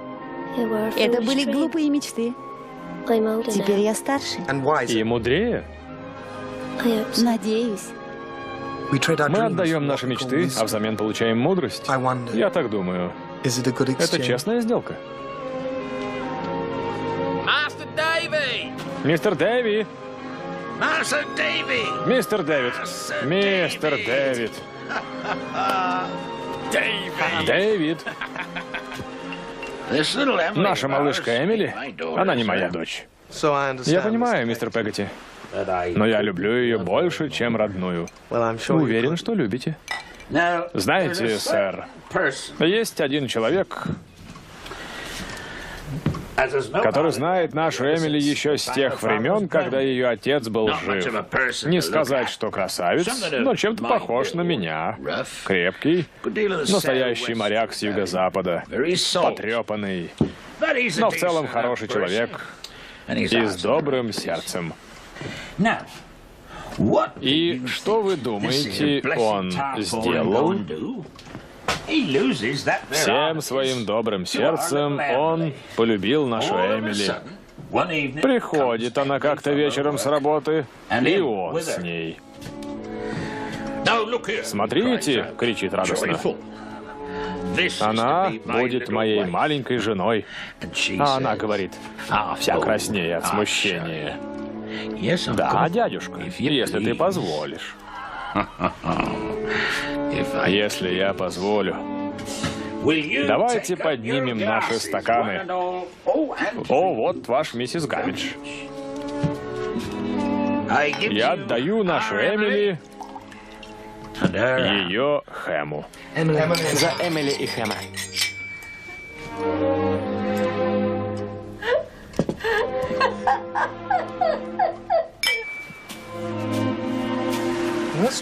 Эмили весьма привлекательная. Маленькая красавица. Этот болван ей не пара, как ты думаешь? Хотя, вообще-то, это странное место. Они странные люди. И было бы странно лезть в их дела. На следующий день я взял извозчика до Бладстауна, на кладбище которого похоронены мои отец и мама. Ветер в листве деревьев, казалось, нашептывал мне о тех счастливых днях, когда моя мама еще не вышла за мистера Мёрдстауна. И они шептали мне еще кое-что. Имя. Имя Доры Спенлоу. Я вернулся в Ярмут раньше, чем предполагал. Все мои мысли были лишь об этом имени, которое звучало в моей больной голове, как заклинание. Будь счастлива. Мы скоро увидимся. Маргаритка! Ты вернулся?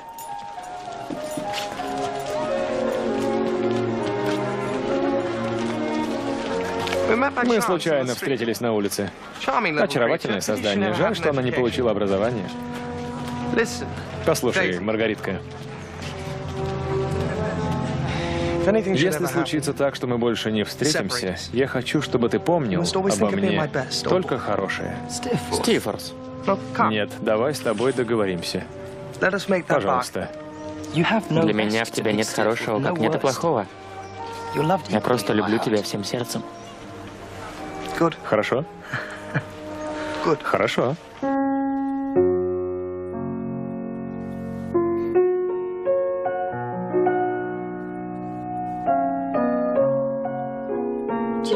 Вам нравится музыка, мистер Копперфилд? Она прекрасна. Мисс Пенлоу. Мне очень нравится этот отрывок, но он такой грустный. Дора.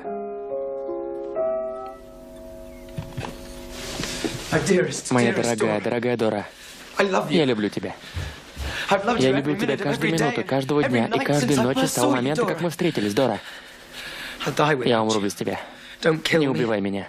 Скажи, что тоже любишь меня. Скажи, что будешь моей. Я не могу выйти замуж без папиного согласия. Дора, это значит... Дора, любовь моя. Пойдем и прямо сейчас спросим у него. Нет, слишком рано. Вот когда ты выучишься на юриста. Но ведь это займет годы, а я умираю от любви к тебе. Мы должны быть осторожны. Папа рассердится, я уверена.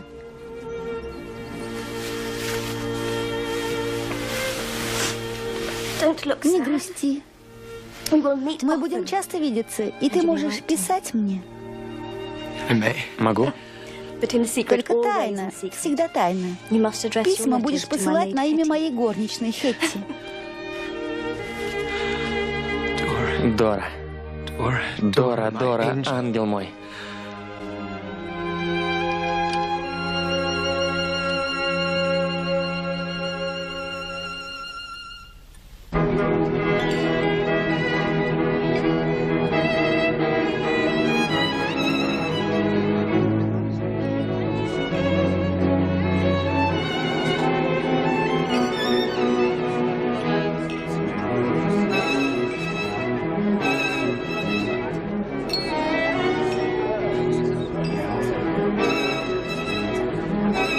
Добрый вечер, мистер Уикфилд. Дэвид, это мистер Уотербрук. Дэвид, сэр. Я видел вашу тетушку на прошлой неделе. У нее все хорошо. Агнес уже заждалась вас. Она вон там. Спасибо вам, сэр. Они всегда были как брат и сестра.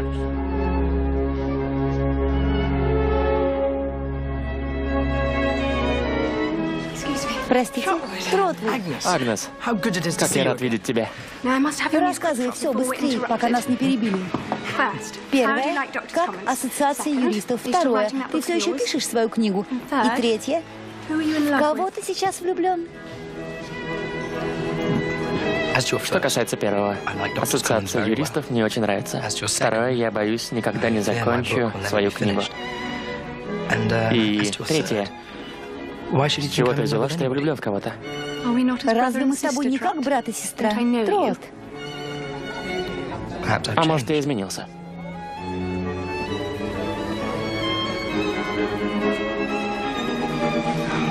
Ну что ты, Тротвуд? Я уверена, что ты влюблен. Но ты не можешь отдаться чувствам, пока не закончишь книгу. Кстати, почему ты сказал, что никогда ее не закончишь? Это безнадежная куча историй и набросков. И у них нет ничего общего? Вообще-то есть. Что? Современная жизнь. Я хочу превратить их в роман, но я не знаю как, к сожалению. Тогда и не надо. Пусть все останется как есть. Назови это, например, зарисовки современной жизни. Историй пока недостаточно для целой книги. Напиши еще.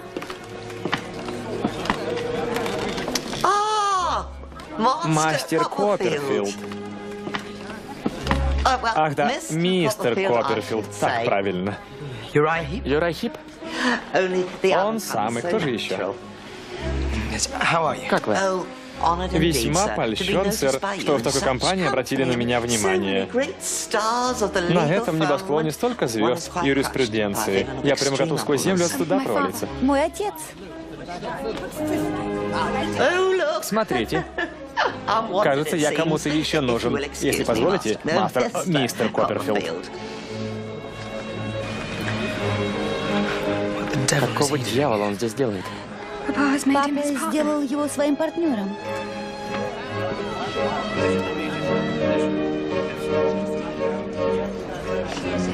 Это правда. Но как? Почему? Он завладел слабостями моего несчастного отца. Он поощрял их, потом воспользовался ими.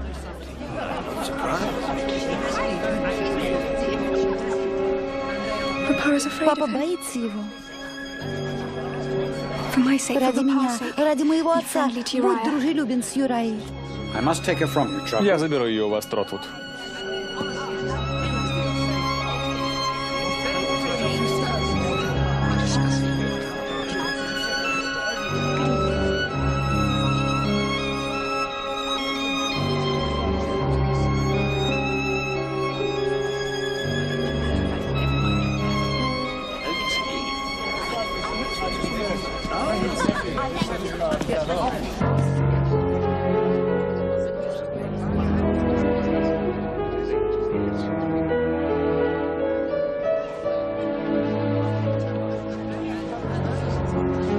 Копперфилд. Мистер Спенлоу, пойдемте поздороваемся с Джорджем Диксоном. Джордж, это мистер Спенлоу. Здравствуйте. Милая Дора. Осторожнее, папа может заподозрить. Я мечтать не мог, что ты придешь. Папа привел меня. Ты бы видел, как я возражала и сопротивлялась. Ты получила мое письмо? Тише. Получила? Глупый мальчишка, ты столько написал. Я не поняла и половины того, что ты хотел сказать.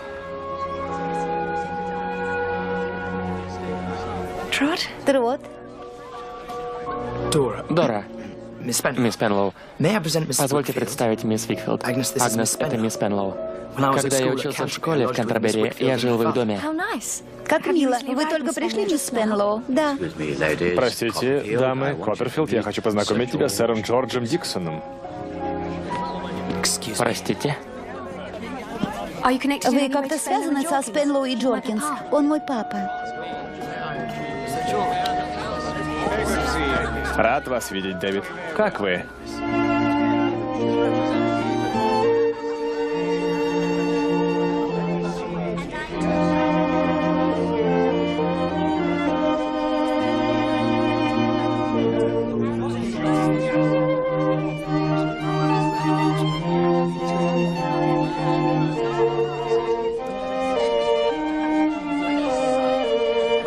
Прости, я отойду на минутку.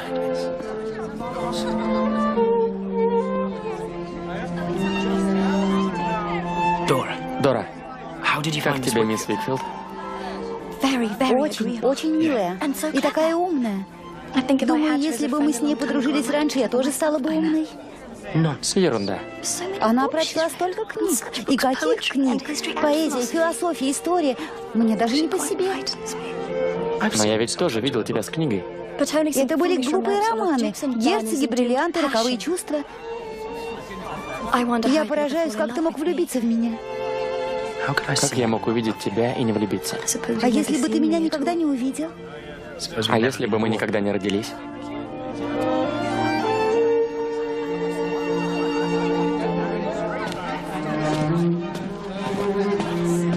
Но ты не жалеешь, что пришла?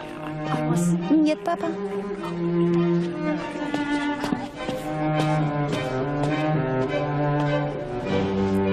Что ты думаешь о ней? О мисс Пенлоу? А ты еще говоришь, что не влюблен, Трот. Что ты о ней думаешь? Ее отец знает?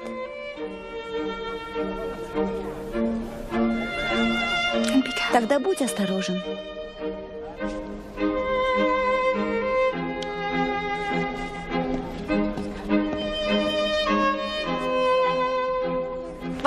Мастер Копперфилд. Мастер Копперфилд. Такая чудесная вечеринка. Только вот нам так и не удалось поговорить. Вы уже слышали, так сказать, об изменениях, произошедших в моей жизни? Да. Мистер Викфилд очень ценный человек, но он весьма неосторожен. Очень. На эту тему я даже не могу ни с кем, кроме вас, разговаривать. Это был бы позор, бесчестие. Не знаю даже, что еще. Но, к счастью, я оказался тем, кто смог спасти его. И он в знак признательности помог достичь мне таких высот, о которых я и мечтать не мог. Поздравляю. Благодарю вас. Возможно, это будет нескромно, но я могу... Могу я признаться вам кое в чем? Конечно. Разве мисс Агнес Викфилд не была прекрасна сегодня вечером? Да, была. Спасибо вам. Спасибо за что? Это и есть мое маленькое признание. Это весьма нескромно, но образ Агнес Викфилд я храню в своем сердце уже многие годы.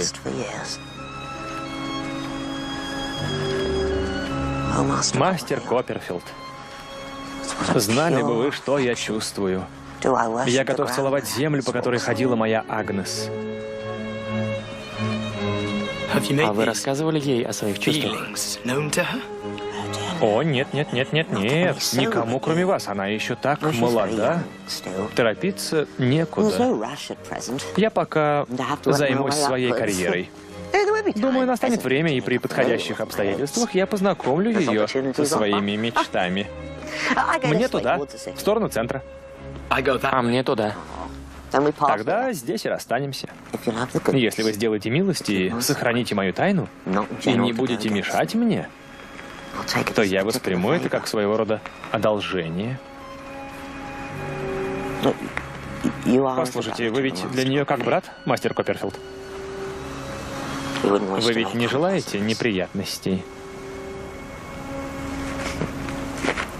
Ну что ж, желаю вам спокойной ночи.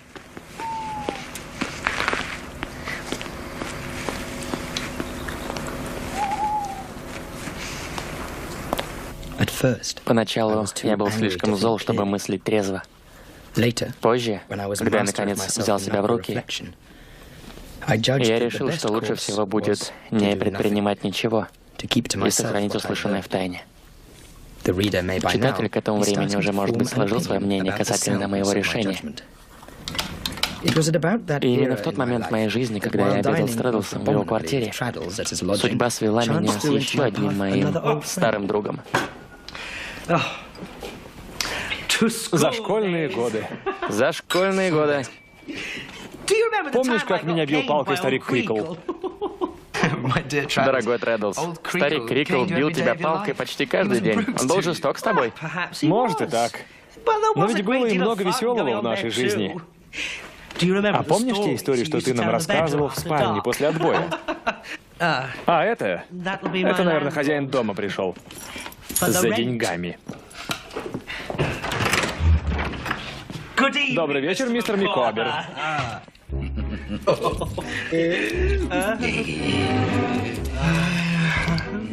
Мистер Микобер, как вы поживаете?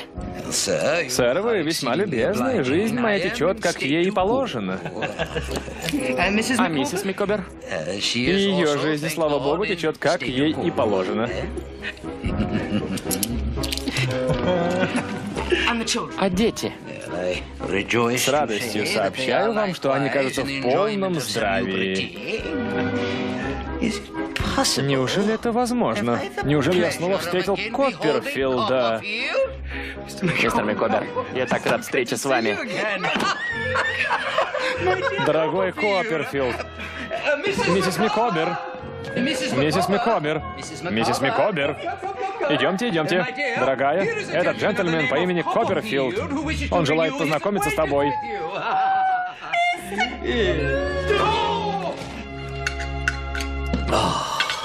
Дорогой Копперфилд. Это шикарно. Это напомнило мне о тех днях, когда наша с вами жизнь была легка и беззаботна. А сейчас жизнь сложна, мистер Микобер? До недавнего времени меня нанимали для реализации зерна, и я получал небольшой процент. Но это была не такая уж денежная профессия. Совсем не денежная, мистер Копперфилд.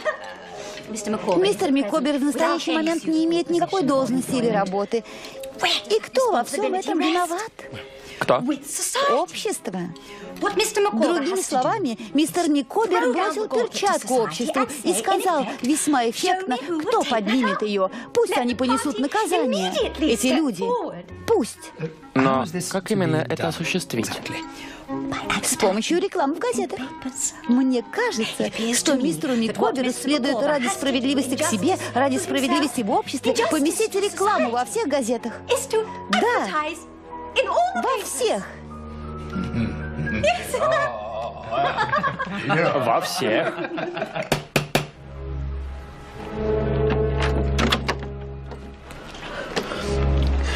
Как он, Пегати?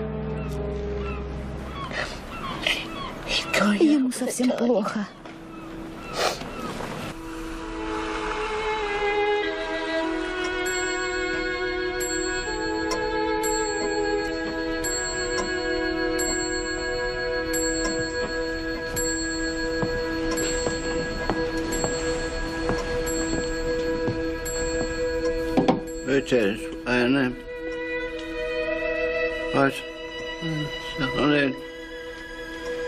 Он приходит в себя.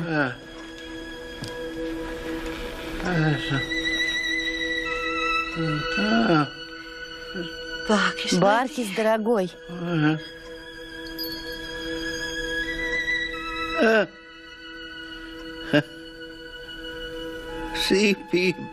Моя жена. Лучше женщины нет. Посмотри. Вот мистер Дэвид.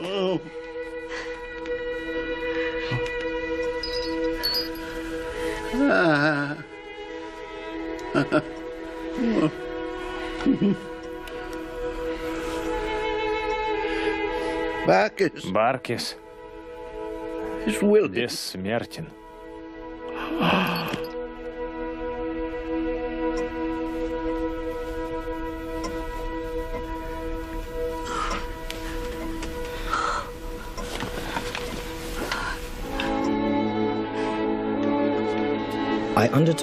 Мне пришлось доставить печальную новость брату Пегати об утрате, что их постигло. Я и не подозревал, что узнаю еще об одном несчастье.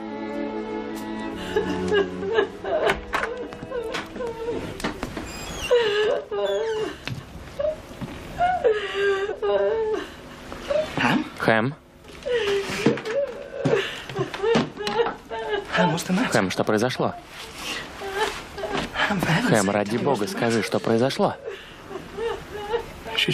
Она убежала. Малышка Эмили. Моя гордость, моя любовь. Она ушла. Когда ты, кто любит меня, много больше, нежели я заслужила, когда ты прочитаешь это, я уже буду далеко. Когда я покидала любимый дом на рассвете, я решил, что не вернусь, если только не стану с ним настоящей леди. Мистер Пегати. Это не твоя вина, мастер Дэвид. Тебе не следует винить себя в произошедшем. Не моя вина? Я не понимаю. Имя того мужчины — Стифорс. И он чертов негодяй. Ты куда, Дэниел? Искать свою племянницу, пристыдить ее и вернуть назад. Нет, Дэниел, нет. Я буду искать ее, пока не найду. Если со мной что-нибудь случится, скажите ей, что последние мои слова для нее были: «Я всегда любил свою девочку, и я прощаю ее». Это было первое из тех значительных происшествий, что одно за другим перевернули всю мою жизнь. Следующее было несколько мягче, хотя и имело значительные последствия. А начало послужил достаточно невинный визит к мистеру Микоберу. Да.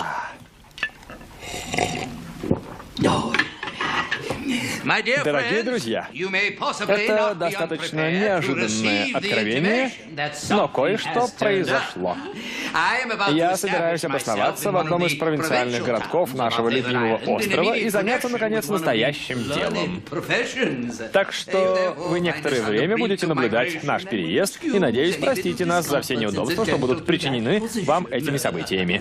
Моя семья может подумать, что это изгнание, но пусть думают, что хотят. Я жена и мать, и я никогда не брошу своего мужа, мистера Микобера. И я не считаю, что это такая большая жертва с моей стороны. Это всего лишь переезд в городок Кэфедрал. Вы переезжаете в Кэфедрал?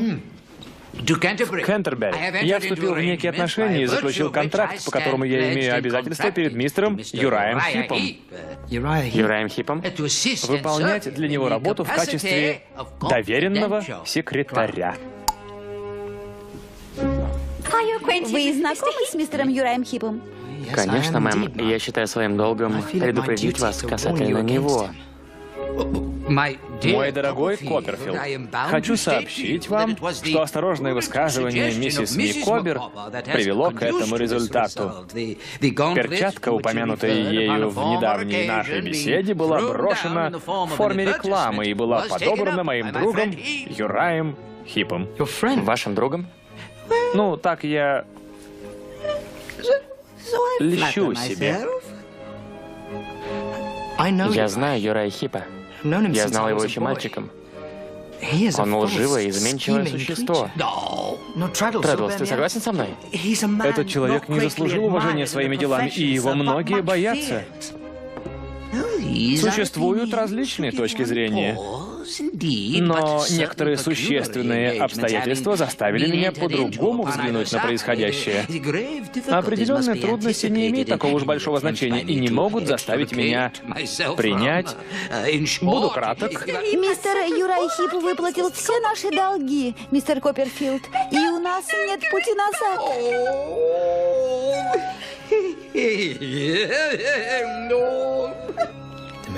Микоберы вовремя уехали в Кентербери.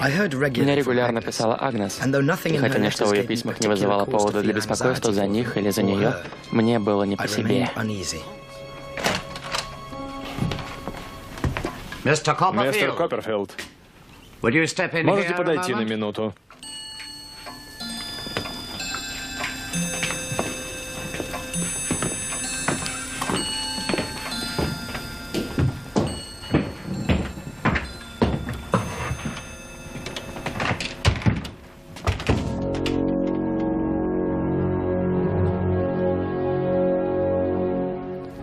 Мистер Мёрдстоун? Мисс Мёрдстоун? Дэвид? Мисс Мёрдстоун, сделайте милость, покажите мистеру Копперфилду то, что вы показали мне.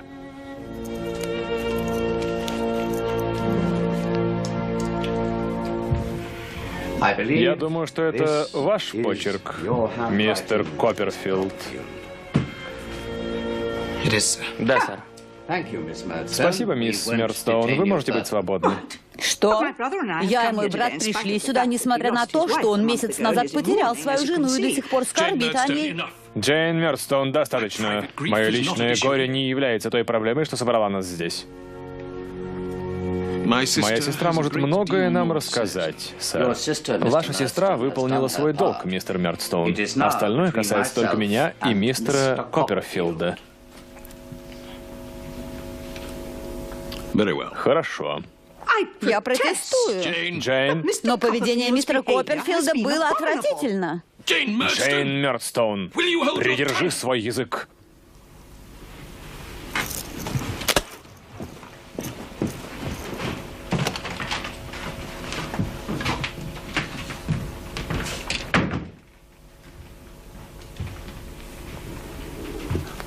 Ну, мистер Копперфилд, вам есть что сказать?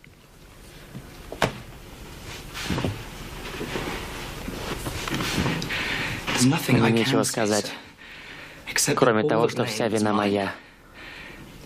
Дора... Вы хотели сказать мисс Спенлоу.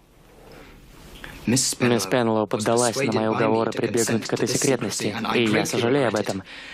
Но моя любовь — это мое единственное оправдание. Только не говорите мне в лицо, что вы любите мою дочь, сэр. А если я не скажу, это поможет мне, сэр? А если скажете, это вам поможет? Вы хоть знаете, сколь молода моя дочь? Как молоды вы? Какие у вас перспективы? Сколько лет еще должно пройти перед тем, как вы начнете зарабатывать юриспруденцией? У меня есть моя книга, сэр. Книга? Я написал книгу. Уже нашел издателя. Я получу за нее хорошие деньги. Весьма неожиданное заявление, мистер Копперфилд. Даже не знаю, что и сказать. Поговорите со своими друзьями, родственниками, более опытными товарищами, знающими, каков этот мир. Прислушайтесь к тому, что они вам посоветуют, и больше не общайтесь никоим образом с моей дочерью. Договорились?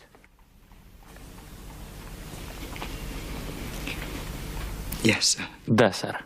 Полагаюсь на вашу честь. Джентльмена. Даю слово чести как джентльмен.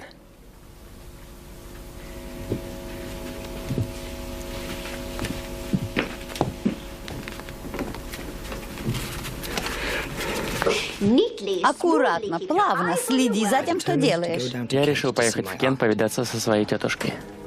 Представьте, каково было мое удивление, когда я застал ее в моей квартире. Тетушка! Какой неожиданный сюрприз. Трот, как ты? Мистер Дик, как поживаете, сэр? Как поживаете, сэр? Тетушка, может быть, присядете на диван? Нет, нет. Я предпочитаю сидеть на своей собственности. Как пожелаете. Ну как? Трот, ты уверен в себе? Ты сам себе хозяин? Надеюсь, что да. Ты так думаешь? Думаю, что да. Тогда почему ты думаешь, любовь моя, Бетси Тротвуд предпочитает сидеть на том, что ей принадлежит? Я не знаю. Потому что это все, что у нее есть. Потому что она разорена. Разорена? У Бетси Тротвуд было свое состояние. Несмотря на советы своего коллеги по бизнесу, я имею в виду мистера Викфилда, она вложила все в золотодобычу и прогорела. Потом она вложила все в банковское дело и опять прогорела. Наконец она вложила все в судостроительное дело и потонула, пойдя прямиком на дно. Я изучил это дело, Копперфилд. Я даже обсуждал это с мистером Джоркинсом. Факты налицо. Я не вижу оснований, законных оснований, чтобы расторгнуть соглашение, подписанное вашей тетушкой, или чтобы вернуть ей ее деньги. Конечно, если бы все зависело от меня, но вы знаете, мистер Джоркинс. Спенлоу, я зайду позже. Вы не возражаете, если я передам свое дело напрямую мистеру Джоркинсу, сэр? Как хотите. Прошу простить меня. У меня встреча в офисе лорд-канцлера. Мне пора идти. Прошу прощения. Мне неприятно это говорить, но я не могу заняться вашим делом, мистер Копперфилд. И у меня тоже встреча в банке. Сэр. Моя тетушка больше не сможет содержать меня. Если я буду продолжать работать здесь без жалования, то на что я буду жить? Я понимаю вашу проблему, мистер Копперфилд. Правда, но если мистер Спенлоу против... В личной беседе он был не против, сэр. В личной? В личной. Уверяю вас, он все равно против. Боюсь, это безнадежно. И у меня действительно назначена встреча в банке. Ну что ж, нет, значит нет. И ничего не поделаешь, поэтому взглянем правде в глаза и посмотрим, какова ситуация у Бетси Тротвуд. Мистер Дик. Мистер Дик, слава богу, получает свою 100 в год. У меня есть кое-какие деньги и коттедж. Вот и все. Коттедж можно сдавать, тетушка. Наверху есть небольшая комната, я могу снять ее для мистера Дика. А я? Вы можете занять мою спальню. А я посплю на диване. А насчет денег? У меня есть моя книга. Если бы я только получил за нее хороший гонорар, я был бы свободен от этой ассоциации юристов и женился бы на Доре. Трот. Трот. Ты так самоуверен, Трот. Ты так в нее влюблен. Я люблю ее всем сердцем. Дору Спенлоу? Она очень красивая, я полагаю. Тетушка, невозможно даже представить, как она восхитительна. Она не глупая? Глупая? Не легкомысленная? Легкомысленная? Хорошо, я просто спросила. В любом случае, мы должны сохранять достоинство и не позволить им испугать нас.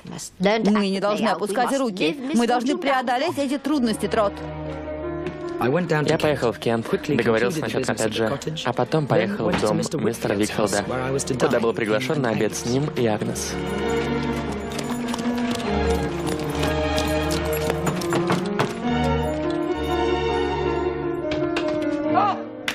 Дорогой Копперфилд. Мистер Микобер. Я очень рад тебя видеть. Как вам юриспруденция, мистер Микобер? Она вам по душе? Как человеку, вдохновленному высшими силами, она кажется мне весьма ограниченной. В деловой переписке мой талант не находит достаточной свободы для самовыражения. У миссис Микобер все хорошо, надеюсь? Все хорошо, слава богу, и она будет очень счастлива видеть вас в нашем доме. Рассчитывая в будущем на более достойное жилище, мы временно занимаем скромное, бывшее ранее пристанищем моего нанимателя Хипа и его матери. Что? А где живет Юрая? Здесь. А его мать? В этом доме? Тротвуд. Ее появление вытеснило из моей головы все мысли о Юрае и всех его делах. Я не мог больше думать о его проблемах, только о своих. Я думаю, что скоро сойду с ума, Агнес. Я люблю ее до безумия. Я не могу ни есть, ни спать из-за любви к ней. А ее отец не разрешает нам видеться. Я не могу писать ей. Если была бы хоть какая-нибудь надежда, но ее нет. Моя душа разрушается под тяжестью этой ноши. Я хочу убить себя. Или послать все к чертям и увезти ее. Сбежать с ней. Не говори так. Ты причиняешь мне боль. Причиняю тебе боль? Что ты имеешь в виду? Агнес? О чем мне не следует говорить? Дорогая сестра, скажи мне. Пожалуйста. Скажи.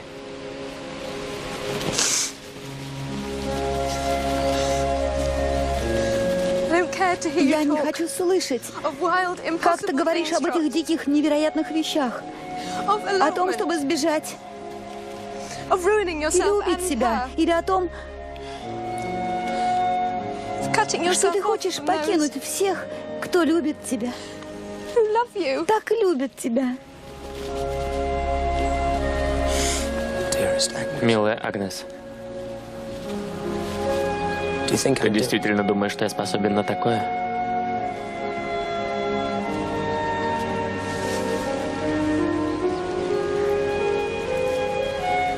Я не знаю, Трот.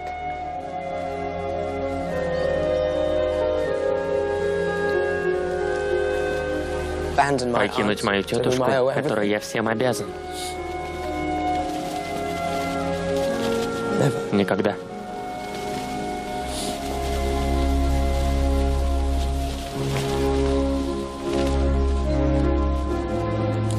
Но иногда, глубокой ночью, когда я не могу уснуть, кажется, что сам дьявол нашептывает мне. Если бы у тебя было больше мужества.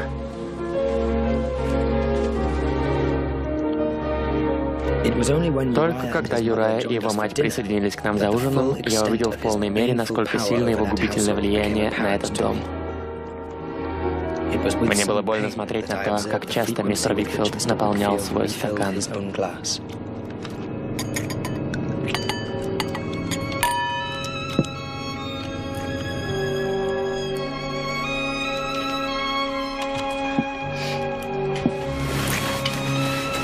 Нам пора идти, мэм.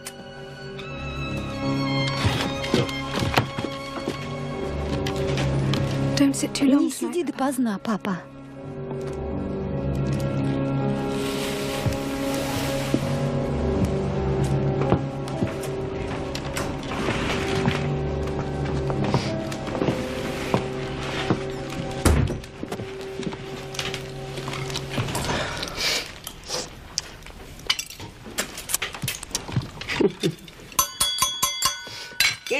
Знаете, мы так редко видим нашего дорогого гостя, и я предлагаю тост в его честь. Наполним бокалы. Мистер Копперфилд, за ваше счастье и здоровье. Давай, партнер, я скажу еще один. За Агнес Викфилд. Агнес Викфилд, осмелюсь сказать, ярчайшая представительница своего пола. Я говорю среди друзей, надеюсь. Быть ее отцом — это большая честь. Но быть ее мужем... Что? Что? Сядьте, мистер Викфилд. Это всего лишь значит, что у меня есть планы сделать вашу Агнес своей. И у меня на это есть право, как у любого мужчины. Даже осмелюсь сказать, что больше, чем у любого. Вы? Мистер Викфилд, отпустите меня. Осторожно, Викфилд. Этот человек мой мучитель. Шаг за шагом он украл у меня мое имя, мою репутацию, мой мир и спокойствие, мой дом, мою семью. Я спас ваше имя и вашу репутацию, и вас, и ваш мир и спокойствие, и ваш дом, и вашу семью. Мистер Викфилд, подумайте об Агнес. Подумайте о вашей дочери. Что случилось?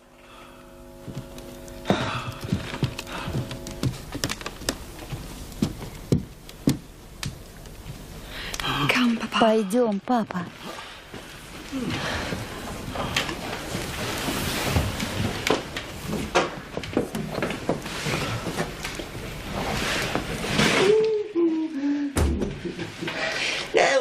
Завтра мы все уладим.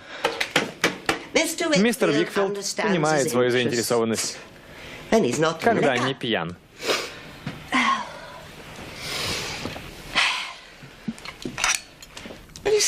Вы когда-нибудь срывали грушу до того, как она созрела, мистер Копперфилд?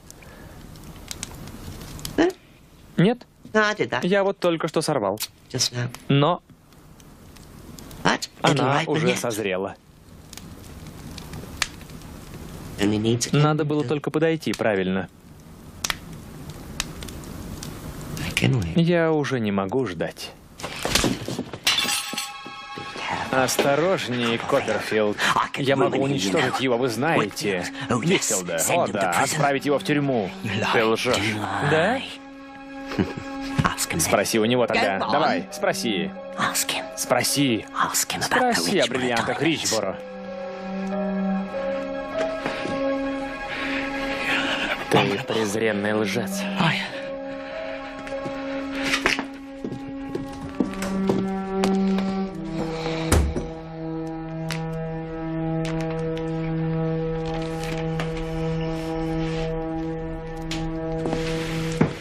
Разве я ничего не могу сделать? Я ведь делил с тобой свое горе. Нет.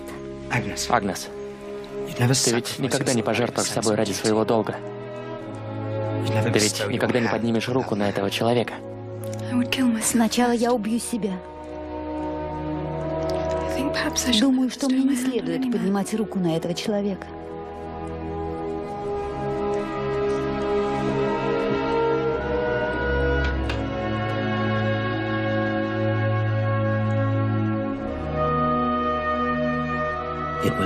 Все было потом. В тот момент я лишь едва мог различить, каковы на самом деле были мои чувства к ней. Я не сказал ничего. Что я мог сказать? В любом случае, наша судьба была уже предопределена.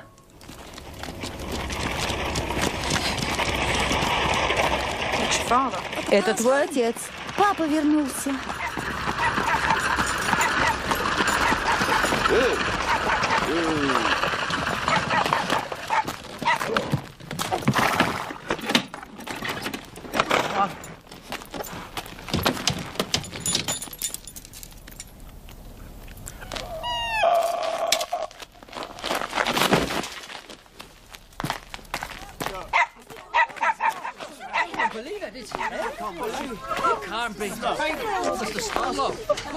Он мертв. Сердце. Вот договор, что вы подписывали с мистером Спенлоу. Так как он, Мертв, мистер Джокинс. если быть точным, да. И так как он, то, что вы сказали, договор расторгается и признается недействительным. И вы здесь больше не работаете. При обычных обстоятельствах ваша тетушка смогла бы рассчитывать на часть денег, что она вложила за счет наследства Спокойного, мистер Джокинс. Если быть точным, да. Наследство, то, что вы сказали. Но так как обстоятельства не совсем обычны, далеки от обычных, денег нет. Должны быть. Ни единого пенни. Мистер Спенлоу, как оказалось, жил далеко не посредством. Его расходы намного больше доходов. Но дом, Арендован, карета. нанята. Но что будет с мисс Пенлоу?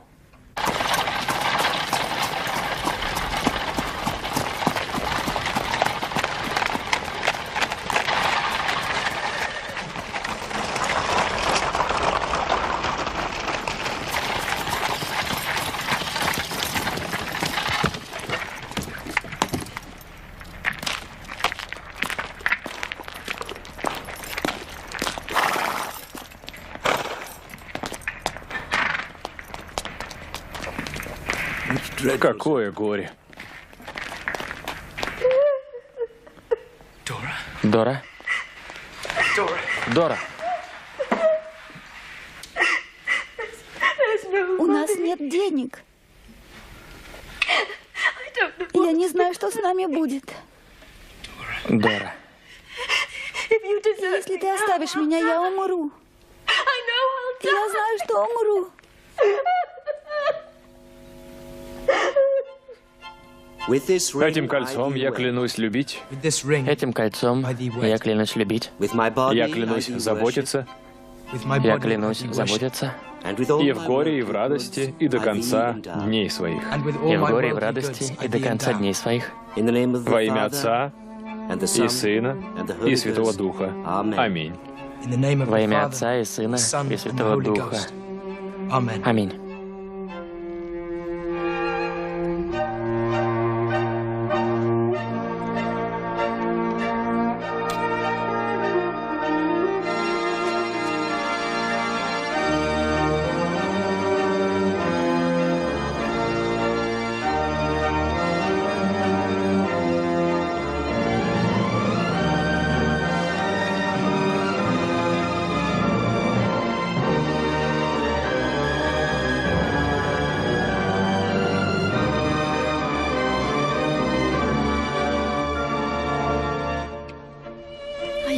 Теперь ты счастлив, глупый мальчишка.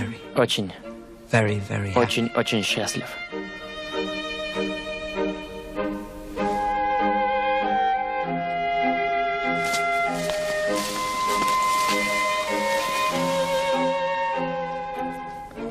Но был ли я счастлив? Я продал свою книгу. Цена была не так уж и велика, но весьма значительна. Дора и я сняли коттедж на севере Лондона, а моя тетушка и мистер Дик остались на моей старой квартире.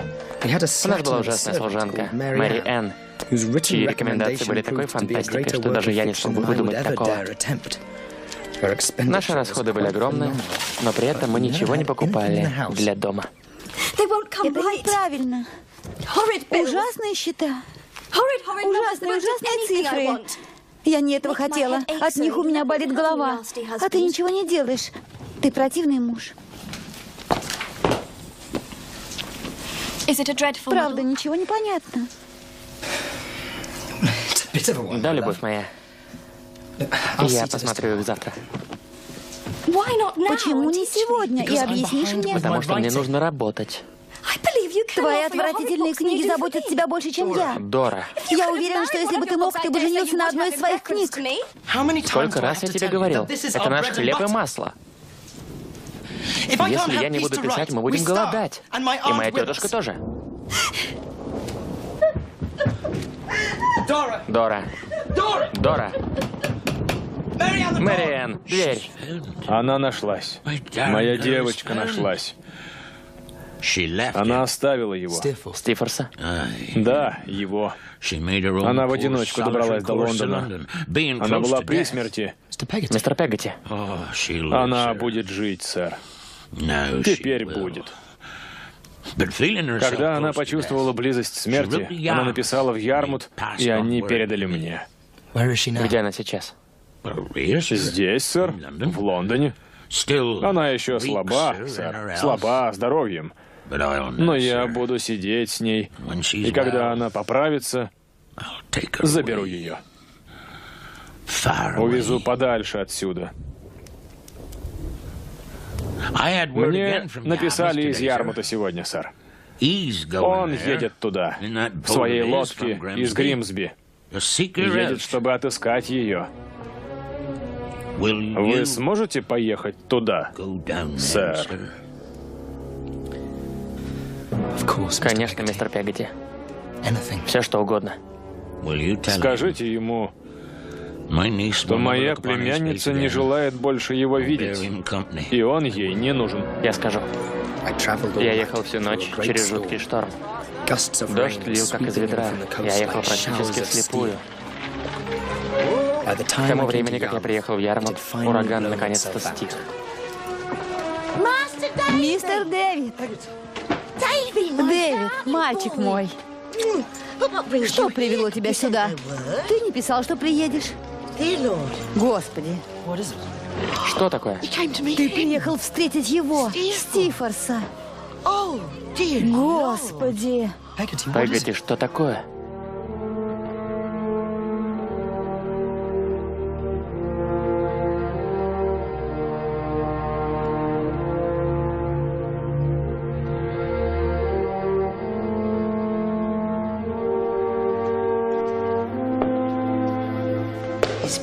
Его лодка попала в шторм, неподалеку от берега.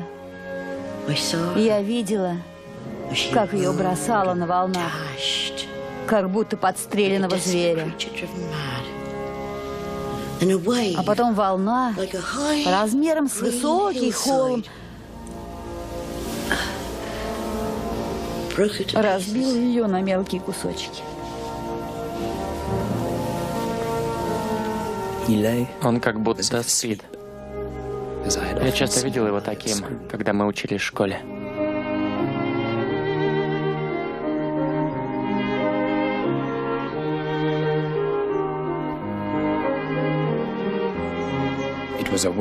Это была трудная зима.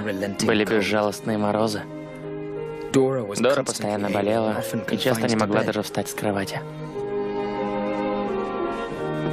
А потом, как-то утром, я получил письмо, написанное знакомым вычурным почерком мистера Микобера. Мэриэн.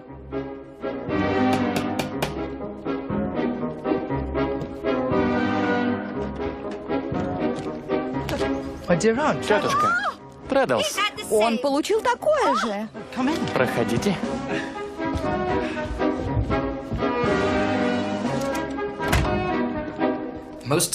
Очень секретно. Мой дорогой Копперфильд, то, что ты держишь в руках, это вулкан, что вот-вот взорвется. Проще сразу ознакомить с результатом напряженной внутренней борьбы, нежели описать ее. Ведь теперь борьба окончена. Я больше не пожму ничью руку. До тех пор, пока не разорву эту гадину на мелкие кусочки. Юрай Хипа. Мистер Микобер зовет нас в Кентербери. И мы едем туда.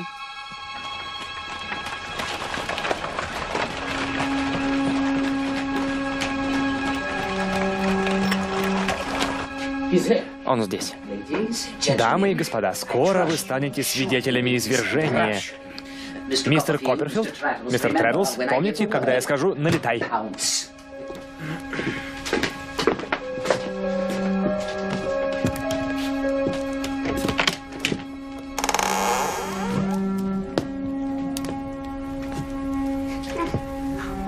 Ну, какой приятный сюрприз. Сколько старых друзей. Почему ты не на рабочем месте, Микобер? Бегом. Давай, бегом. Я поговорю с тобой позже. Если и есть на этом свете негодяй, негодяй, от которого меня уже тошнит, то этого негодяя зовут Хип. Мистер Викфилд, окажите милость, расскажите присутствующим то, что в момент неподдельного отчаяния и помрачения души вы рассказали мне. Вкратце, об обстоятельствах, имевших место быть во время пропажи бриллиантов в Ричборо.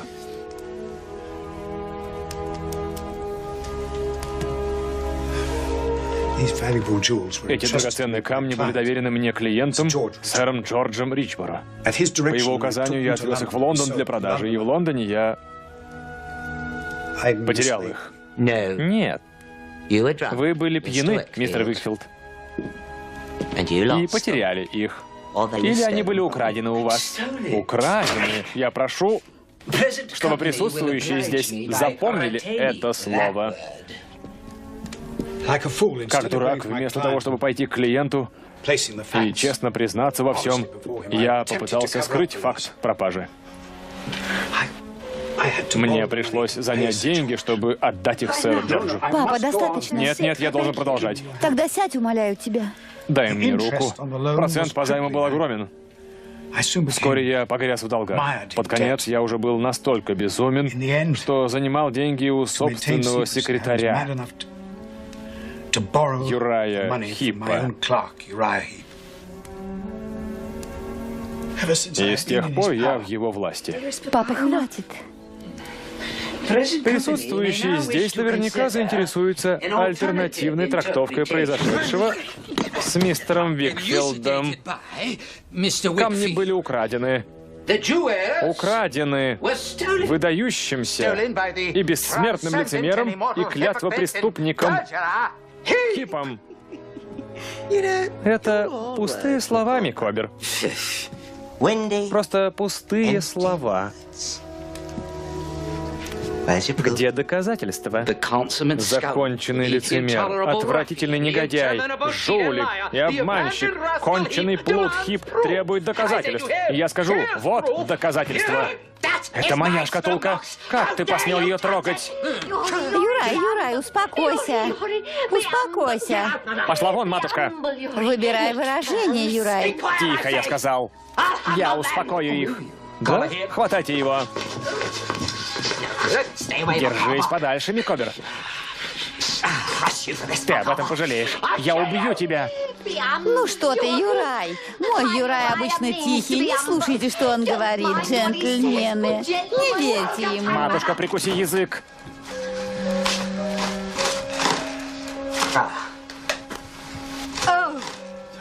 Бриллианты Ричборо. Как ты узнал, Микобер? Как ты узнал, что они там?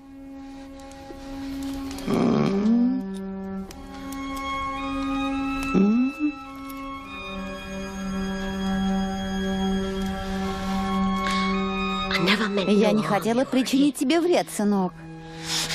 Ты предала меня. Нет, никогда. Я бы лучше умерла. Я просто хотела взглянуть, как они будут на мне смотреться. Я взяла их на секундочку примерить. Это правда. Это правда. Вы не заметили меня в тот момент. Это был всего лишь момент. Но достаточный для того, чтобы понять всю мерзость и чудовищную хитрость этого замысла, чтобы доказать твою вину. Боже мой! Боже!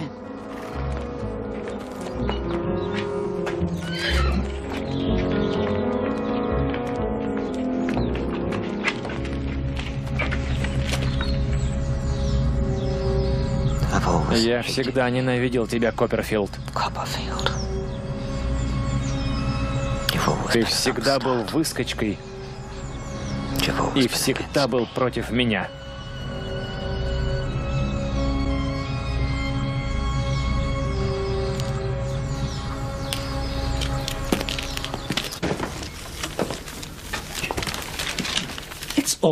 Все здесь.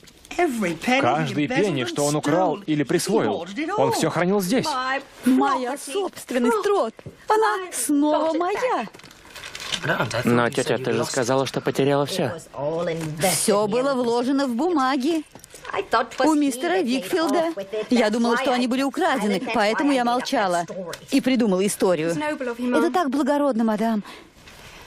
Вы спасли его репутацию.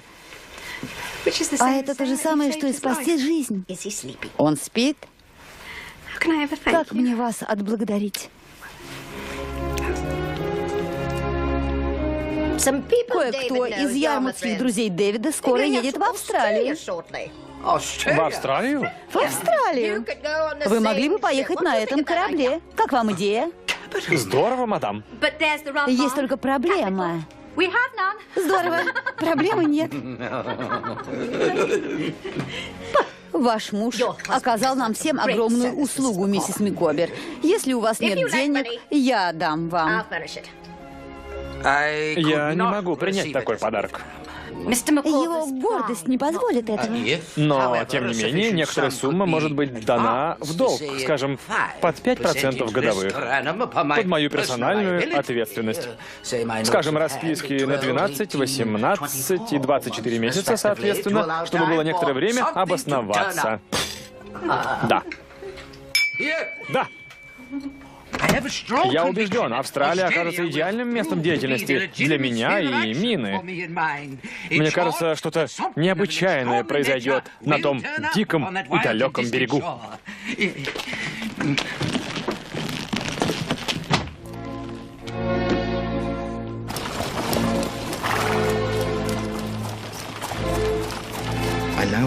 теперь я приближаюсь к событию весьма болезненному.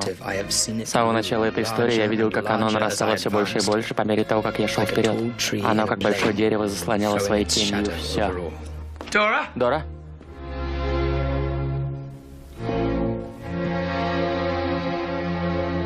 Это была служанка Мэри Энн. Она ограбила нас и сбежала, бросив Дору одну в царстве ужаса и нищеты. Дора. Дора. Дора?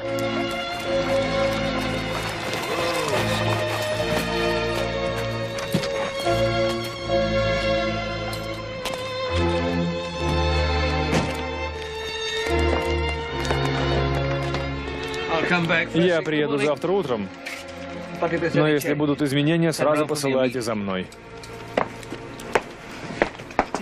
Тетушка. Держись. Следующие несколько дней ей становилось все хуже и хуже. Она так хотела видеть Агнес, что я написала ей в Кентербери и попросил приехать.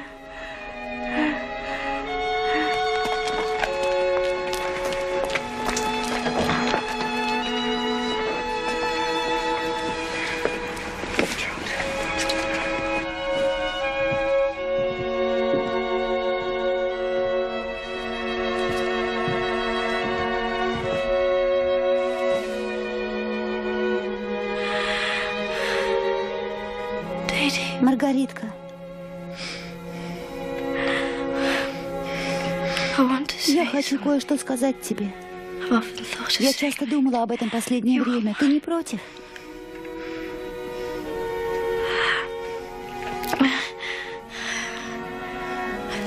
Я думаю, что я слишком молода для того, чтобы быть женой. Я имею в виду не возраст, а опыт, мысли, вообще все.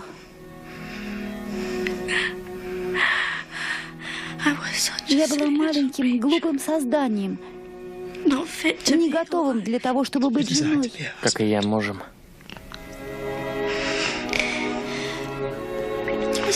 Теперь мне намного легче. Под конец я утомила тебя и разочаровала. Что ты такое говоришь? Я хотела бы видеть Агнес. Ты послал за ней? Я хотела бы поговорить с ней наедине.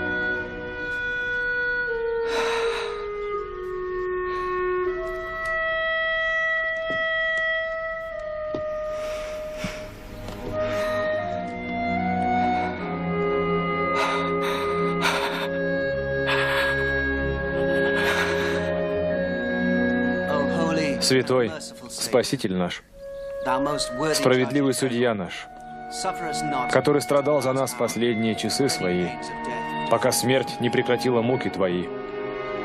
Молим Тебя и Господа Всемогущего принять душу сестры нашей, покинувшей нас, чье тело мы предаем земле.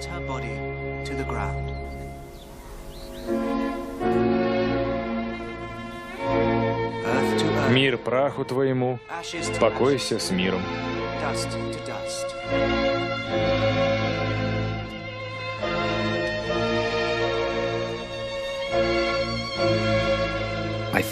Я сбежал от холодной могилы, где лежала моя жена, от тетушки, которая была обязана своим существованием, и от женщины, которой принадлежало мое сердце.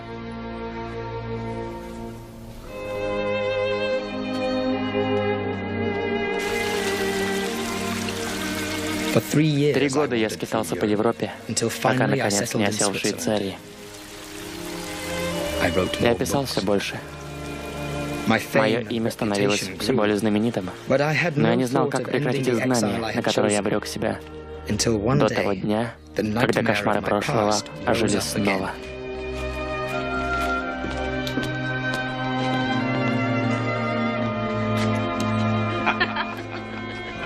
Это был Мёрдстоун и его сестра.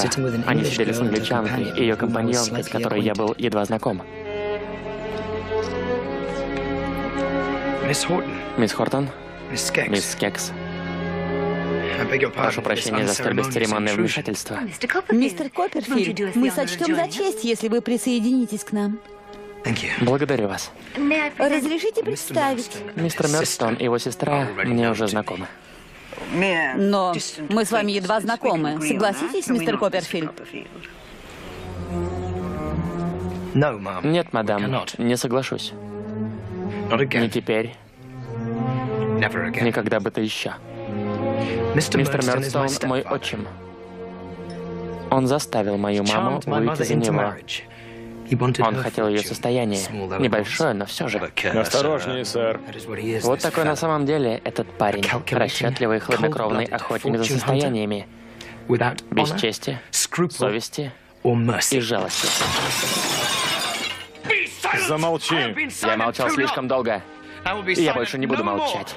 Эдвард, уходим. Придержи свой язык. Он запугал и свел мою бедную беспомощную маму в могилу. Да, она была беспомощна, но это не я довел ее до этого состояния. Это был ее собственный сын, кто высосал из нее все жизненные силы своим диким поведением и непомерными запросами. Ты убил ее так намеренно и безжалостно, как если бы ударил ножом в сердце. Повторите это в Англии, сэр. Повторите это в том месте, где вам не избежать закона о клевете. Я сделаю даже лучше. Я напишу об этом. Я уважаемый писатель. И я постараюсь, чтобы вы стали популярнее, чем я, чтобы вы стали известны как бессердечный вор и убийца, каким вы и являетесь.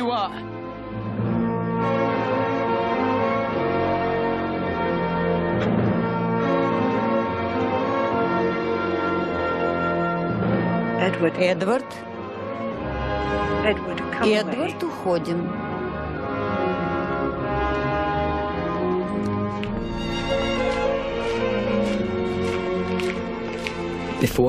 Не прошло часа, как я уже сидел за столом и сочинял это самое повествование. И с каждой готовой страницей, нет, с каждым предложением, с каждым словом исчезала еще одна из черных ночей моего детства. До тех пор, пока я не остался наконец стоять лишь среди света и человеком. Но закончить я не мог. Конец, каким бы он ни был, хорошим или плохим, был не в Швейцарии, но в Англии.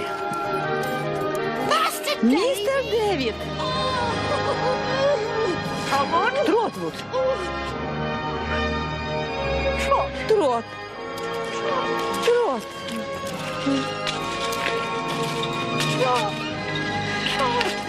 Трот! Трот!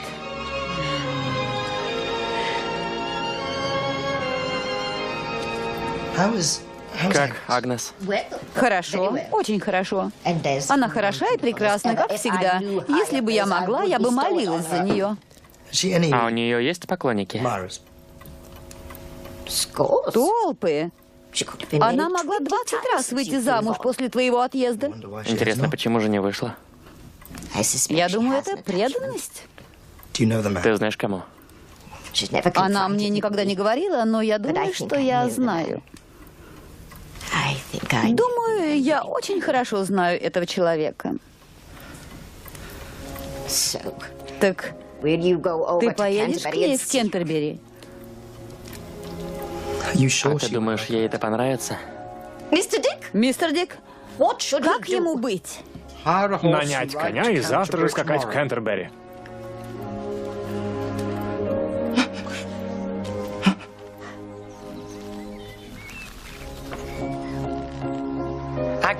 Агнес. Тротвуд, это ты? Это действительно ты? Это я.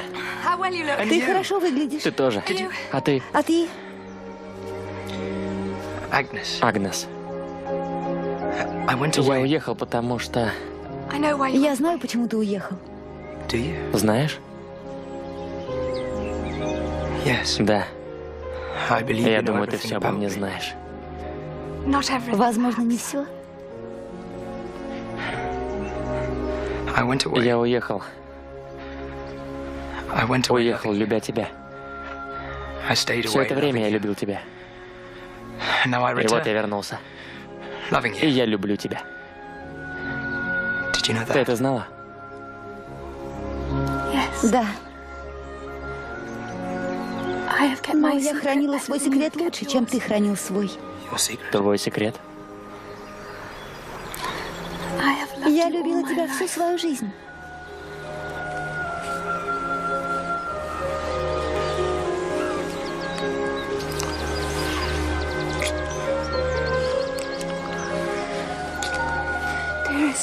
Милый. Милый Трот. Я хочу сказать тебе еще кое-что. В тот день, когда Дора умирала, она послала за мной, и я была с ней до конца. И она попросила меня. Попросила когда-нибудь занять ее место.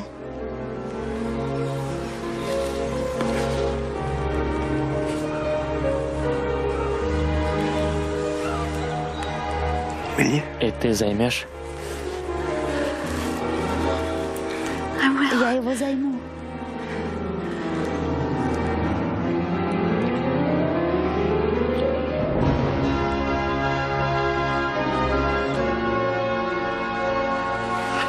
Я люблю тебя. Я люблю тебя.